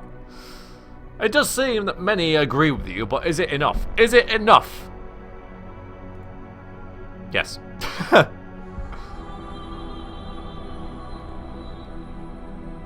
Use your previous discovery to escape. Remembering what happened last time you tried to communicate, you tried to contact the ship. Again, you aren't able to get through and you hear nothing but static. But your communicator again has a strange effect on the aliens. You are looking at a room full of statues. The aliens are transfixed. It is an opportune time to leave the room. Escape from the room. Well, let's do that then. You head for the center of the complex, dodging around the corridors as to avoid the creatures. You try your communicator several times through the ship, but something is jamming the signal. You pass one room in which the walls are covered in electronic equipment. Perhaps this is the transmission room, transmitting the signal which is blocking your own signal to the ship. Two aliens sit inside, but your attempts to contact your ship with your only communicator have been turned them into statues. Entering the room, you play with the controls until eventually a signal comes back from your communicator. Through your communicator from the ship. You give the order to beam straight away. It will take several seconds to fix on your exact coordinates, and while you wait, you remove one of the aliens' helmets. Inside the helmet and the creature's head is a mass of electronic circuitry. You had been kidnapped by androids. You keep the helmet for investigation on the ship. A month later, a transmitter beam locks on and takes you up. Oh, blimey. Well done. Do you like my hat? Alright, so, okay. So the inhabitants of Cool Matter do not die on their own. Pulling the helmets off the PCs freezes them. Your communicator freezes the aliens. We've got an iron helmet. Well done, everyone. Well done. And here's the map that we have as well. Sweet. Okay, so Mark will heal us of 2 stamina, but we haven't taken any, so that's cool. The electronics lab reports that the helmet you brought back was indeed an advanced piece of work. With a few adjustments, they may be able to repair it so that you can wear it. You will increase your skill by 1 point. This will undoubtedly be useful. Ah, nice. Sweet. Leaving orbit, you scan the space ahead of you. There is a planet ahead some 3.6 light years away, which may support life. You enter warp speed and head towards it. You approach a medium-sized blue-green planet and take up orbit position. Scanning the planet's surface reveals several clusters of intelligent life forms. You try to contact them, but nothing comes up on the radio.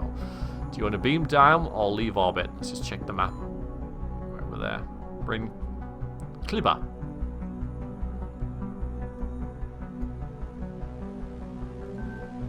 Okay, so what do we do? Do we,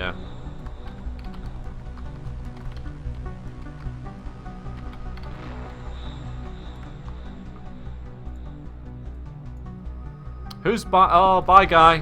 Sorry you can't join for the rest of it. I know it's getting late, especially for you guys, you know, and people in Scandinavia and the rest of Europe and stuff.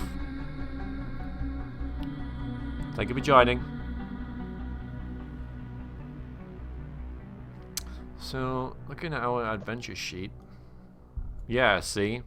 Sparkle of skill is now 12 out of 11, so that's pretty nice, huh? Our weakest member is Cyber, sadly, who's not a very good engineering officer at all. Apart from that, we're pretty badass.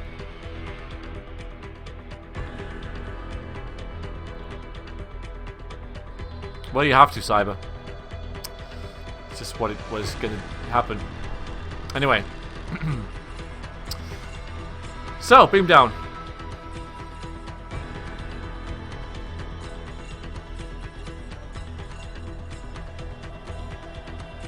Oh, here we go.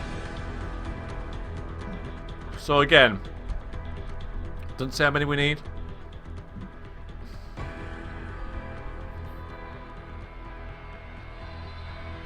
So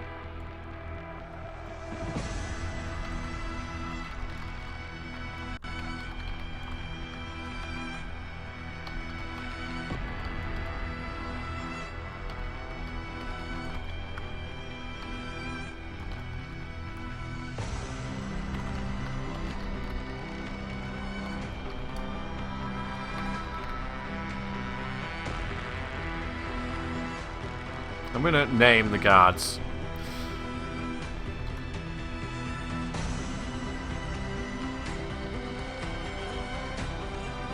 That's everyone.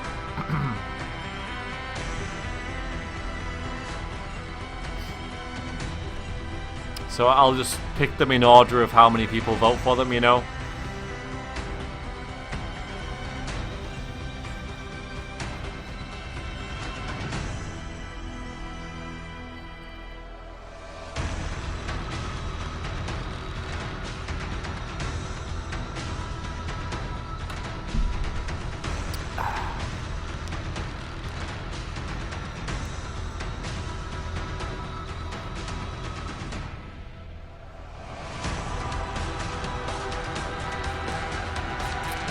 I pour another drink.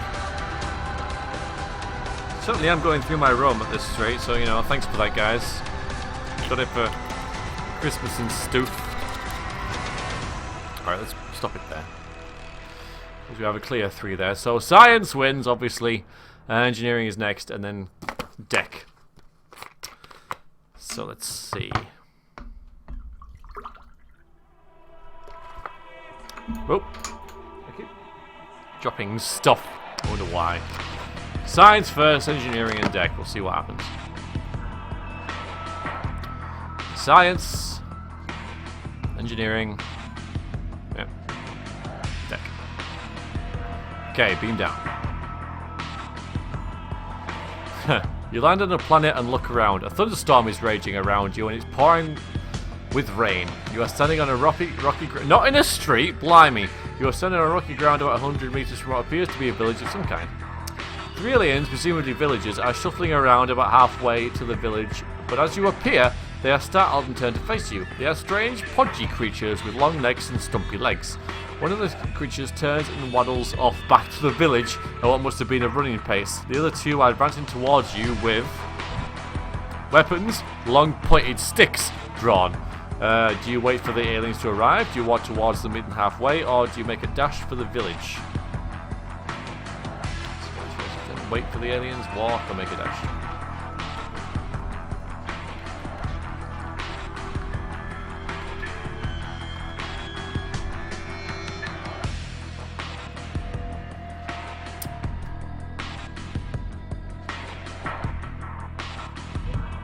Nope.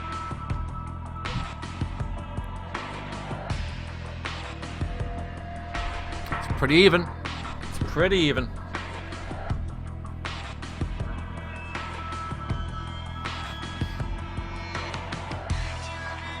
Yes, we must give them the idea that we're not bad people. It's very close, guys. Every vote will count.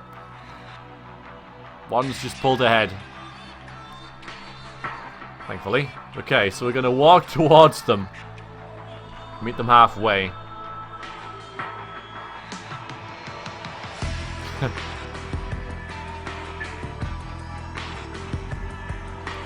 They hold their ground and ready their weapons. They shout at you and, through your translator, you hear they are telling you to remain where you are. Alright then, so do you wanna obey? Or do you want to ignore? Hive mind, what are you gonna do, Hive mind?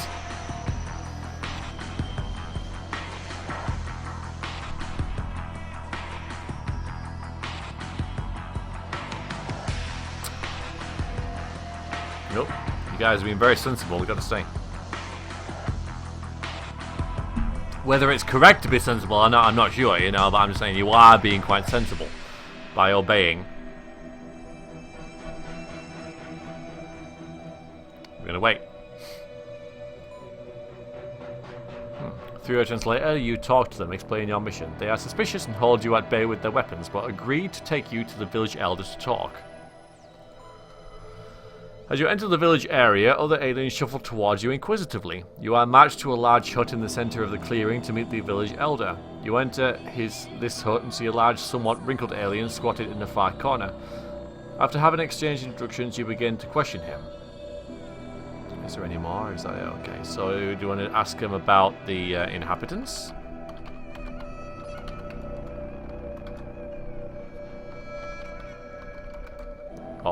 the astronomy.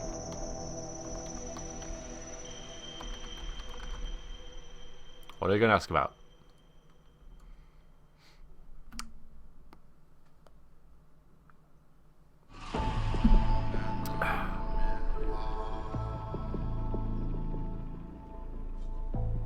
It's a dead heat so far. Absolutely dead heat.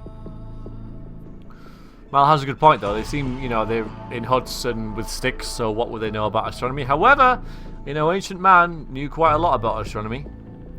So you never know. Could be a parallel going on there. Should we just have a vote if it's Mal's fault? I think we know how that's going to turn out though, don't we, Dragonster? So seems odd that we can't ask both. Maybe we can, Cyber. You know, maybe something will happen after this question that'll interrupt the conversation. You never know. But we are going to ask about just by one vote. See, it all matters, guys. It all matters. Astronomy. As you suspected, the knowledge of astronomy is virtually non-existent. You wind up your talk and signal the beam to beam you back on board. They are bewildered as you dematerialize in front of them. Board your ship, you plan your next course. Yeah, you were right, Mal. You were right. You leave audit, and probe with your scanners for a likely destination. Some 3.3 light years away is a large red planet which you can head towards. Medical Officer Mark gives us page cinema. Well done, Mark. Switch to warp drive and head towards the red planet. As you reduce from warp speed, you approach a small grey planet. What are your orders? Oh, guys, are we going to orbit, or are we going to go onwards? Let's check the map. So this is some idea about how close we are, you know, to the ends, which it just seemed like it is, you know. So we're not actually at that other planet yet, so we're about there, really. There's Evan. We're in good shape, you know. Our ship hasn't come under attack. We haven't taken any damage at all. The cat's all right. Ensign Wolf's all right.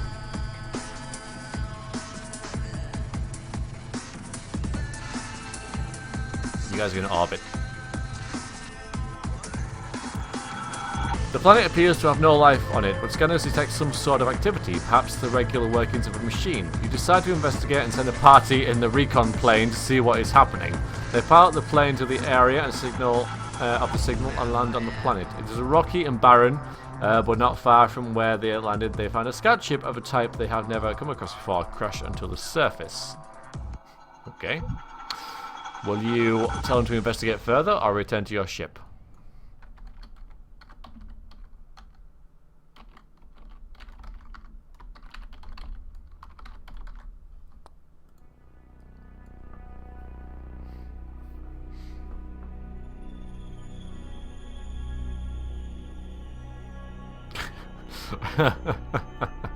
Yeah, could be full of facehuggers. You know, investigating a strange alien craft. What could possibly go wrong? Yeah.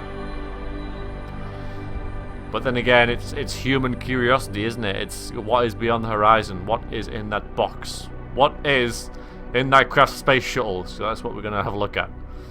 You guys want to know, don't you? If I know signs of the pilot, perhaps he has died or was killed in the crash. An automated signal, probably some type of mayday call, is being transmitted by the ship's radio. That's weird. There is nothing else to see on this planet. Your crew return to the recon plane and fly back to the ship. So I'm guessing that the thing that would have affected this we didn't get. So fly back to the ship. Okay, landing the recon plane, the party make their way to the briefing room to report to you. As they relate their findings, you are interrupted by a sudden urgent message. Okay, I guess I was wrong. Captain, we have lost 3 of our engineering personnel who were involved with the docking and recon plane. They're all dead! Okay, so what's your first command? Blimey. Okay, so we're going to put the landing party into quarantine, seal off the docking bay, or jettison the recon plane. So I do want to...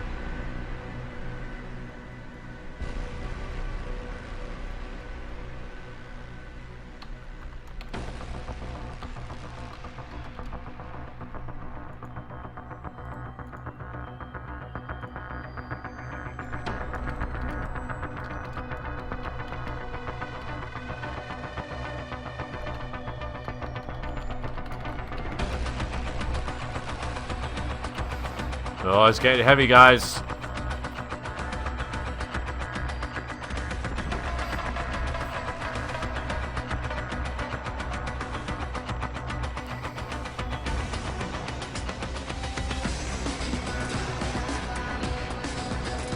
What are we gonna do, guys? I'm scared too. Midnight. What are we gonna do? Sparkle Love decides that we are going to seal the bay.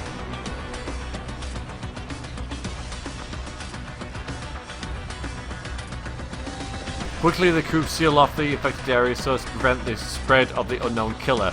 No more deaths were reported. Consult with your medical team. Using the EVA, extravehicular activity suit, Medical Officer Mark examines the body of one of the victims. They find that the man has been poisoned. The planet below must have some sort of poisonous gas in the atmosphere and is now being carried back to the ship. What now? How the hell did gas get from, you know, if you, well, I guess, you know. Wouldn't you have done, like, tests and stuff on the atmosphere before you were exposed to it? I'm just saying. You know, if it's like, you know, there's like 0.1% of unknown, like, molecules in the air, you'd probably just be wearing a spacesuit. Just in case, yeah? I mean, I'm sorry. Yeah, I am, Mark. Sorry. Okay. Okay, so what now? Anyway, so yeah, we've got some poisonous gas. Okay, so order medical officer to search for an antidote or evacuate the air from all affected sections. Oof, okay.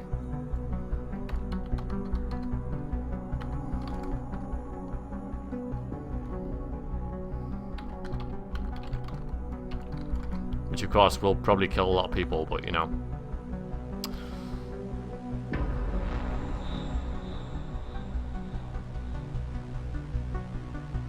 Apparently not, Alvagobo. Apparently not. Apparently we just, like, waltz around. It'll be fine. Now, let's not forget, our medical officer is Mark, who has a medical skill of 11. So that's not bad. So if it is a roll, we'll probably make it. Probably. If that's going to sway you in any way, you know, it's best to know it.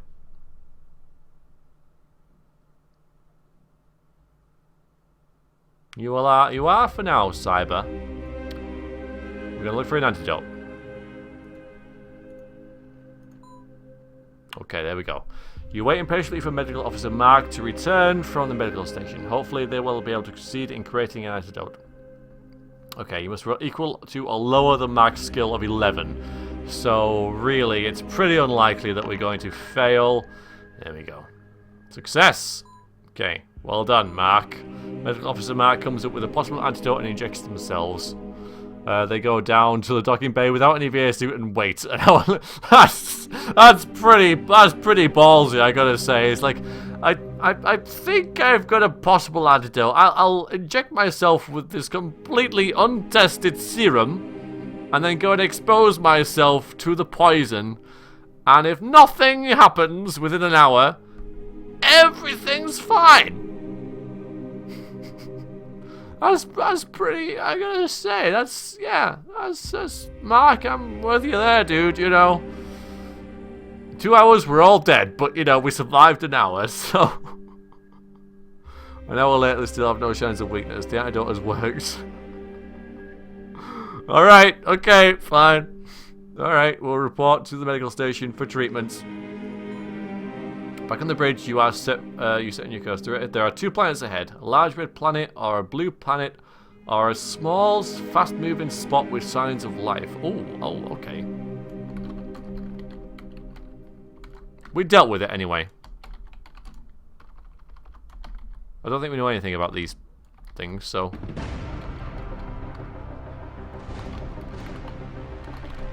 The fast-moving spot is probably a ship, but... You know, can't be sure. Probably is. Seems reasonable, doesn't it?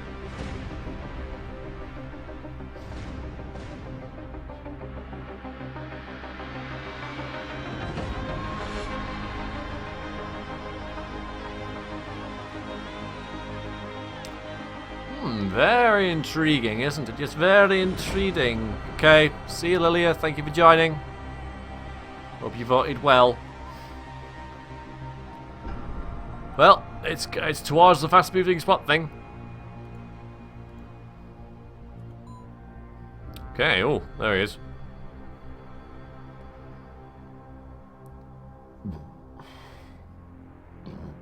Sorry.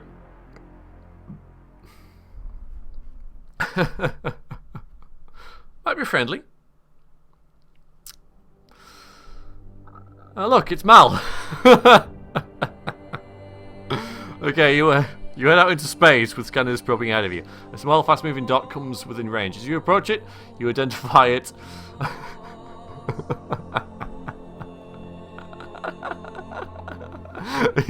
As you identify it as another ship.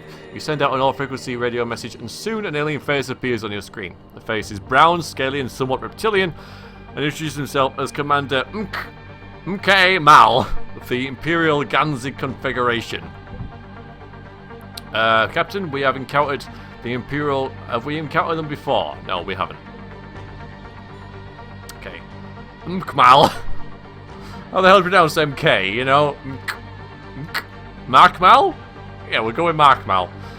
Declares that you are trespassing in Confederation territory and claims you as a prisoner. He instructs you to follow his ship to a nearby starbase. Do we accompany him? Or do we refuse?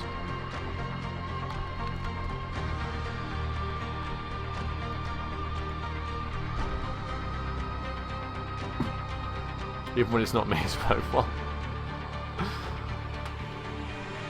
Tough one, but you know.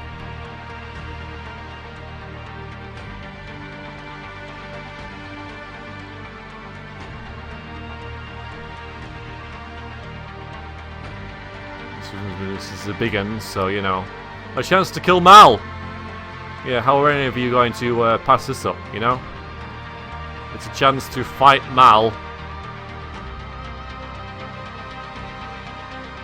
Well, you guys have been a bit rebellious here because, you know,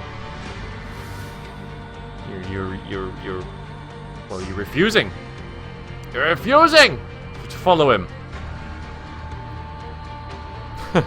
So, refuse to be captured. Oh boy. The Ganzigites warn you that refusal to comply with their orders will force them to open fire. You may either decide against battle and let Mal take you to his starbase, or engage in battle. Oh, so it's the same thing. This time it's the company or fight. So yeah, you're gonna fight, or are we gonna just say, okay, fine, take us? He only wants to take you to the starbase. You know, it's not like he's threatening to kill you or execute or whatever. You know, just take you to the starbase. I'm sure that might be quite reasonable once you get there. But I'm just, you know, I don't know. I'm just like putting ideas in your head, guys. Kill the freak.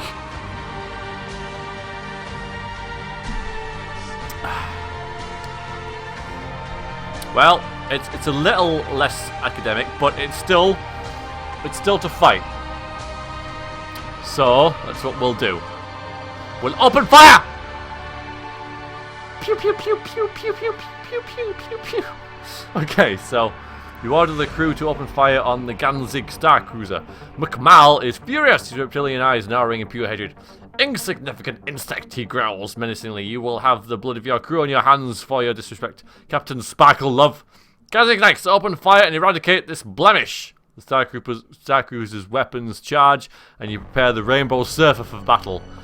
So this works exactly the same way as general combat. This is skill, this is stamina.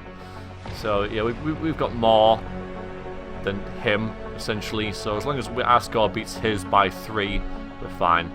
Fire! Oh, okay. Oh, this is actually different. This requires skill and timing and, oh, for God's sakes, what is going on with this? What? Okay. Oh Christ! I don't know. I don't get it.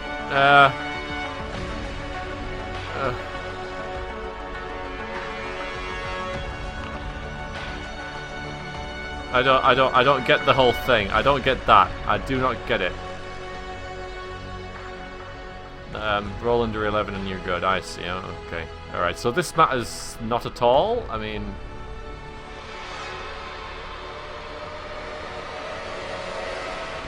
Oh dear.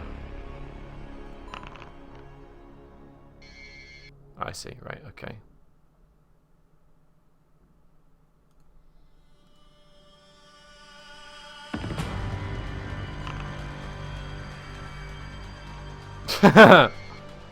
Nice. Okay. I don't know why I rerolled that, sorry. Okay, we're winning, we're winning, we're winning, we're doing fine, even though I don't really know I'm doing it.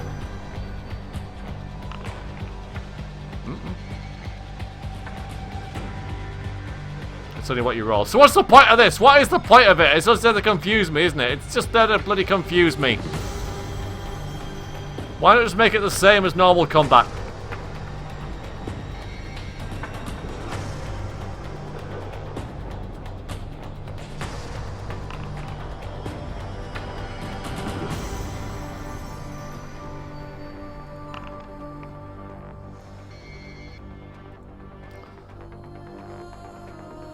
Rainbow Surfer, yeah. There you go, decimates the opponent. Hooray, we won. Okay, you now have two choices. A large grey planet is 2.7 light years away. The small planet a short distance ahead. Okay, so do you want to go to the large grey planet? I'll show you the map as well before we finish. Or the small planet.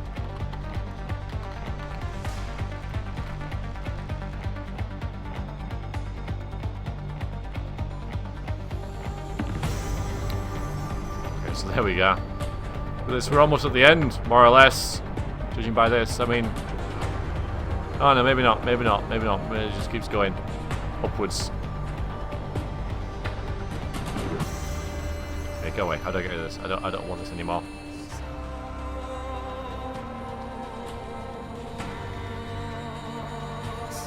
I've done this before. I can do it again. There you go. It's a draw, guys. Come on. I need someone else to vote.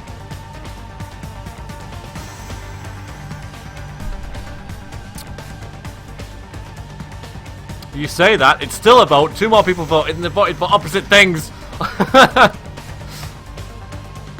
You say the closest planet is the obvious choice, but I mean it's not because... oh, there we go, there we go. Someone voted, thank you. Okay, so large grey planet. So it wasn't obvious because we're going to skip the small planet. I guess, yeah, we're going to book it out of here. You know, before we...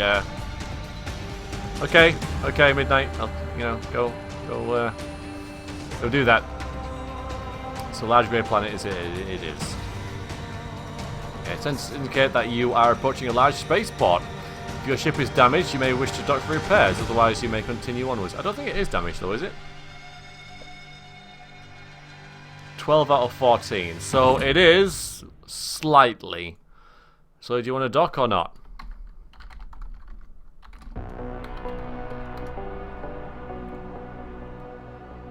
Again, we're slightly damaged, 12 out of 14, so we've taken one hit, you know?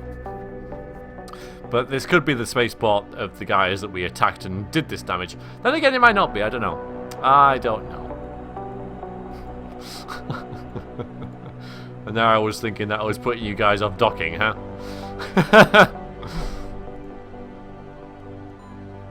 You approach the spaceport, you receive a confused message warning you not to dock. You try again to contact the spaceport, but receive no reply. Okay, so do we dock or not? Again. You receive a confused message warning you not to dock.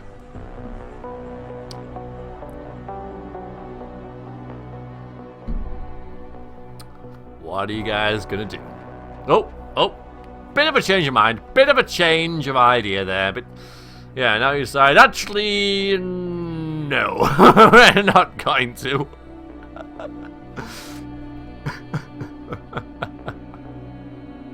Oh boy. Okay, reconsider. Resume previous course. Alright. Oh. You take up orbit position around the large grey planet and scan the surface. There are possible radio signs of intelligent life, and you try on all frequency radio message. Sometime later, a message comes through, and you transfer it to the screen. A grey coloured alien with a tiny round mouth and flattened nose appears and introduces himself as Katate of the Malini mining outpost. You introduce yourself and tell him of your mission. You learn that it's a mission now. That the Malini are a mining planet mining melanite, a valuable mineral ore. He invites you down to the planet and suggests your crew may be well interested in a visit to the contests. Sporting events arranged for the entertainment of the miners are in full swing. He gives you coordinates for beam down, but the interference distorts the message and you cannot be certain whether he gave you that number or this number. So 85 or 83, basically. So do you want to go to 85? 83? 85, or I'll just leave.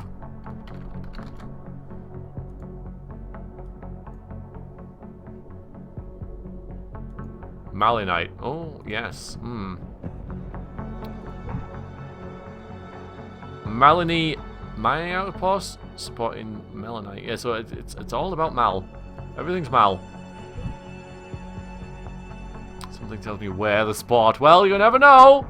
You never know. The chat, you know, the vote is pretty much split between two choices. I don't know what the why the difference between these two is, but you know, one of you, like, you know, some of you really just like one of them, not the other. Nevertheless, it's a tie so far, so if someone else votes for something, that would be grand. Okay. If that's what you want to do. But if you're sure that's what you want to do. Just saying. Have I played this? No, I've never played this. Yeah, it's getting that way. We're just gonna leave. We're just gonna bugger off. We're gonna go. I don't want to play a new game. Sorry, I just other places to be. Doodle pip. Bye bye. So we're just gonna leave. So no, I have no idea what's going on or what's gonna happen. You know, we're just gonna continue on this. Medical Officer Mark tends the wounded. We haven't even gone anywhere. Okay. Navigation Officer informs you that there are two locations being picked up on the Rainbow surface scanners. A large wheel-shaped structure. It's Halo. A large, or a super space, a large super space ship where a small black planet. A black planet. Okay, so are we going to go to Halo? Or are we going to go to Black Planet? Just a minute before I do this. Pretty sure I got something for this.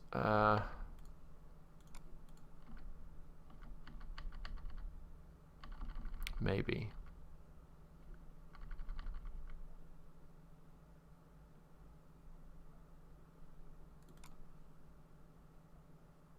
None of you will know this band.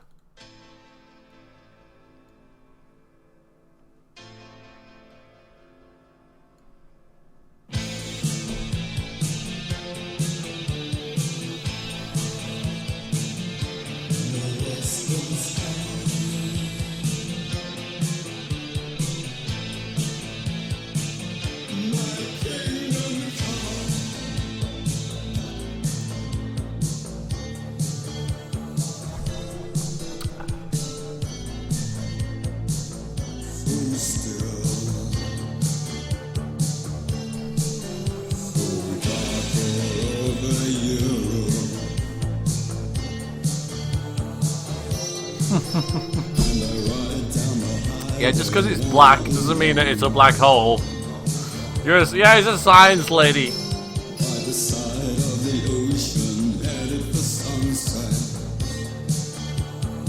Sounds very 80s, yeah.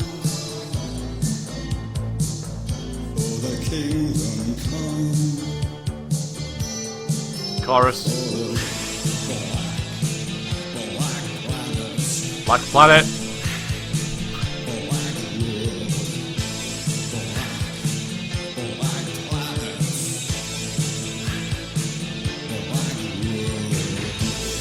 Yeah, that was Sisters of Mercy. Black Planet. Just. No, it's not the soundtrack of the game. No, in fact, I'm going to put Deus Ex back on. I'm also going to put like Warhammer, Dawn of War, and I'm going to put some UFO Enemy Unknown official soundtrack, which I have some Half-Life 2 soundtrack, Frozen Synapse, and there's some more Dawn of War. We'll have that as well. And what else should about do really? Oh, Startopia, we'll have that. Okay. No, oh god, that's not what I wanted to do. I opened them all, so they're all in different bloody windows now. Just a second. Yeah, it's.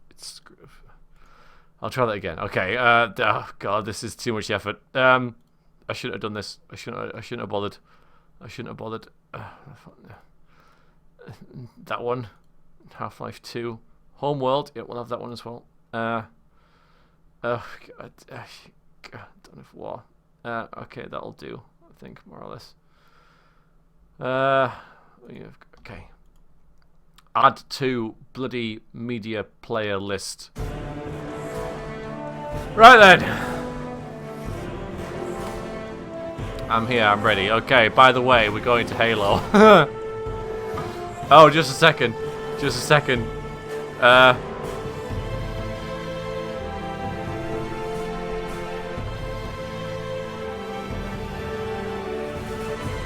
Maybe we don't have it anymore. Oh, that'd be a shame. I used to have the soundtrack to Halo, but it's gone. Okay, anyway. Anyway, yeah, don't matter. Halo. You slow down as you approach a large wheel-shaped structure, rotating slowly in space. Making radio contact, you learn that it is the spaceport Luar Jamil. Your ship is welcome to dock there, and facilities for repairing ships. And there are facilities for repairing ships, but payment must be made in a currency you have never heard of. Have you picked up anything during your travels which you may be able to use to pay? Any of the following may be offered. Yellow mineral powder, melanite, or fluorescent green metal. We can bargain, or we can just leave.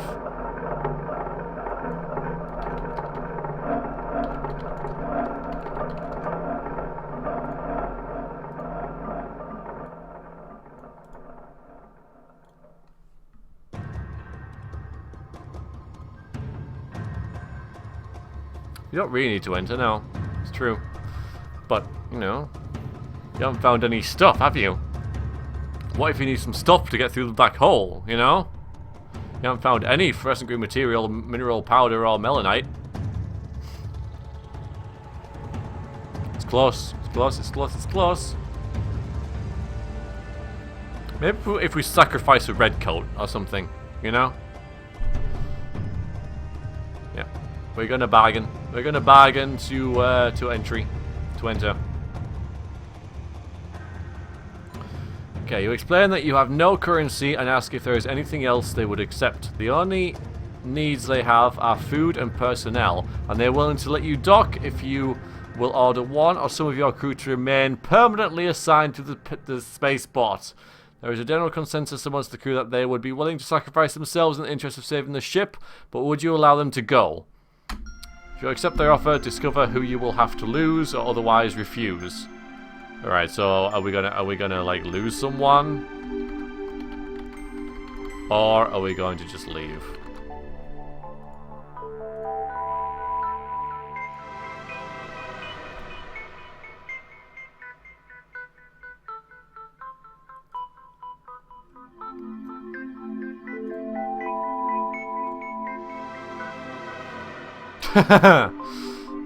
It's not as certain as I would have expected.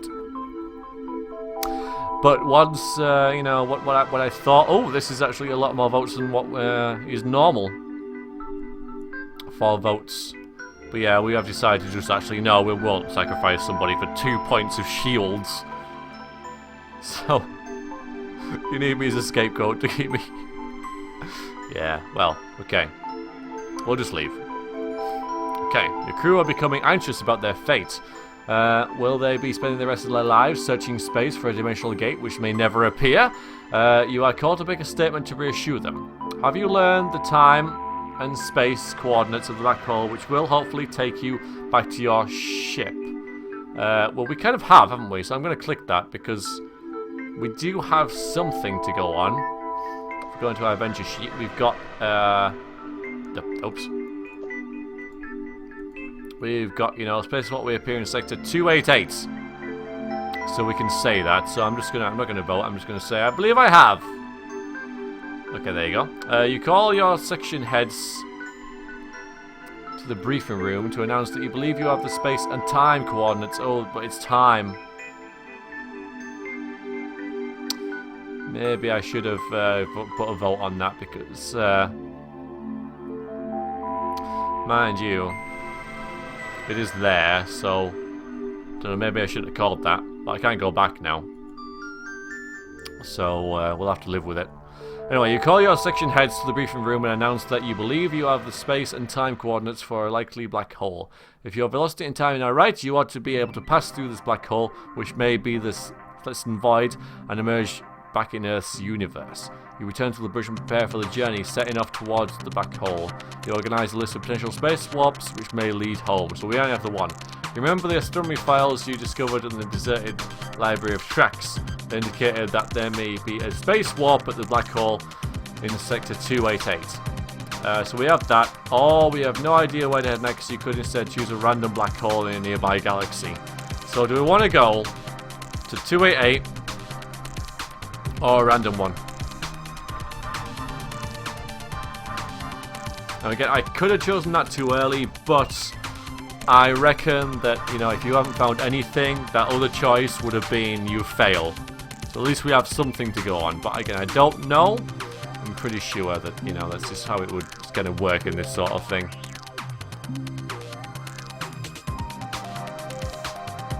Yes, I bet that's true. Yeah, you did. So Mal got us here, but if it doesn't work getting us back, we can blame Cyber. Yeah, obviously we're going to go with that one. Travel to black hole at sector 288. Okay, now you've worked out where to travel, you need to work out when to be there. You see, this is what we didn't do. We didn't get the time. You organise a list of potential times space warp could occur. If you have no idea when this may occur, or are not confident when the information you have gathered, you can try simply arriving at a random time. So we're going to have to do that, aren't we? So we've probably failed. But we'll see. This could be a roll, you know, I'm not sure, but we'll see. Oh, we are going to roll it. Okay, with time and coordinates locked in, you set a course for what you hope may be the way home. You know what I'm going to do? I'm going to bookmark this. When it comes down to a roll of a dice, sorry.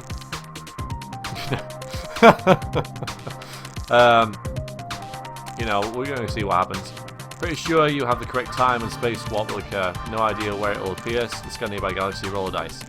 A die, okay. So we rolled a 4. So let's see what that does. You set a course and arrive at the black hole, dropping out at warp speed some distance from it. Carefully planning your angle and entry and velocity, you head into the dark void. You feel the ship being taken by the immense gravitational force, and order your crew to shut themselves in. Suddenly, the ship lurches forward and begins to speed up. The G-force is unbearable. You, along with the rest of your crew, pass out. Oh. You will never know whether or not this was the correct black hole. Perhaps it was your angle of entry, maybe it was your speed, or even the information you had.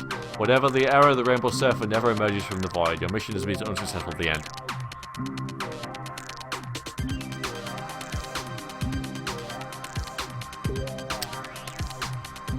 Or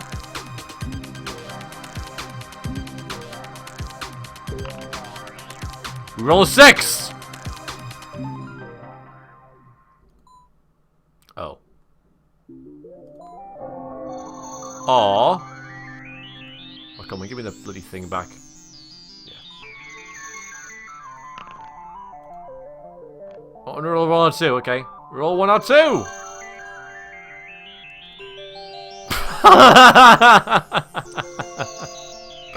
Alright, so I guess we couldn't do it. What's the point? What's the point of rolling the dice? What's the point? Oh well.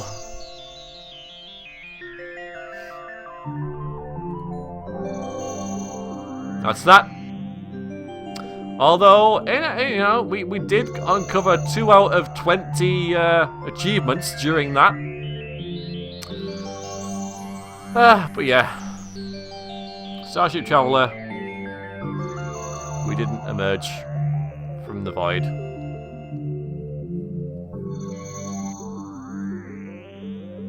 At least we were all together when we died.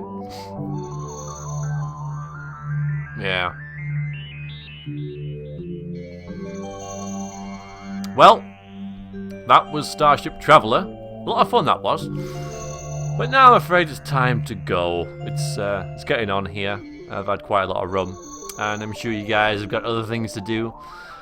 Yeah, it's Kitty Mew as well. I wonder what the point of that was, you know? And Wolf there and stuff.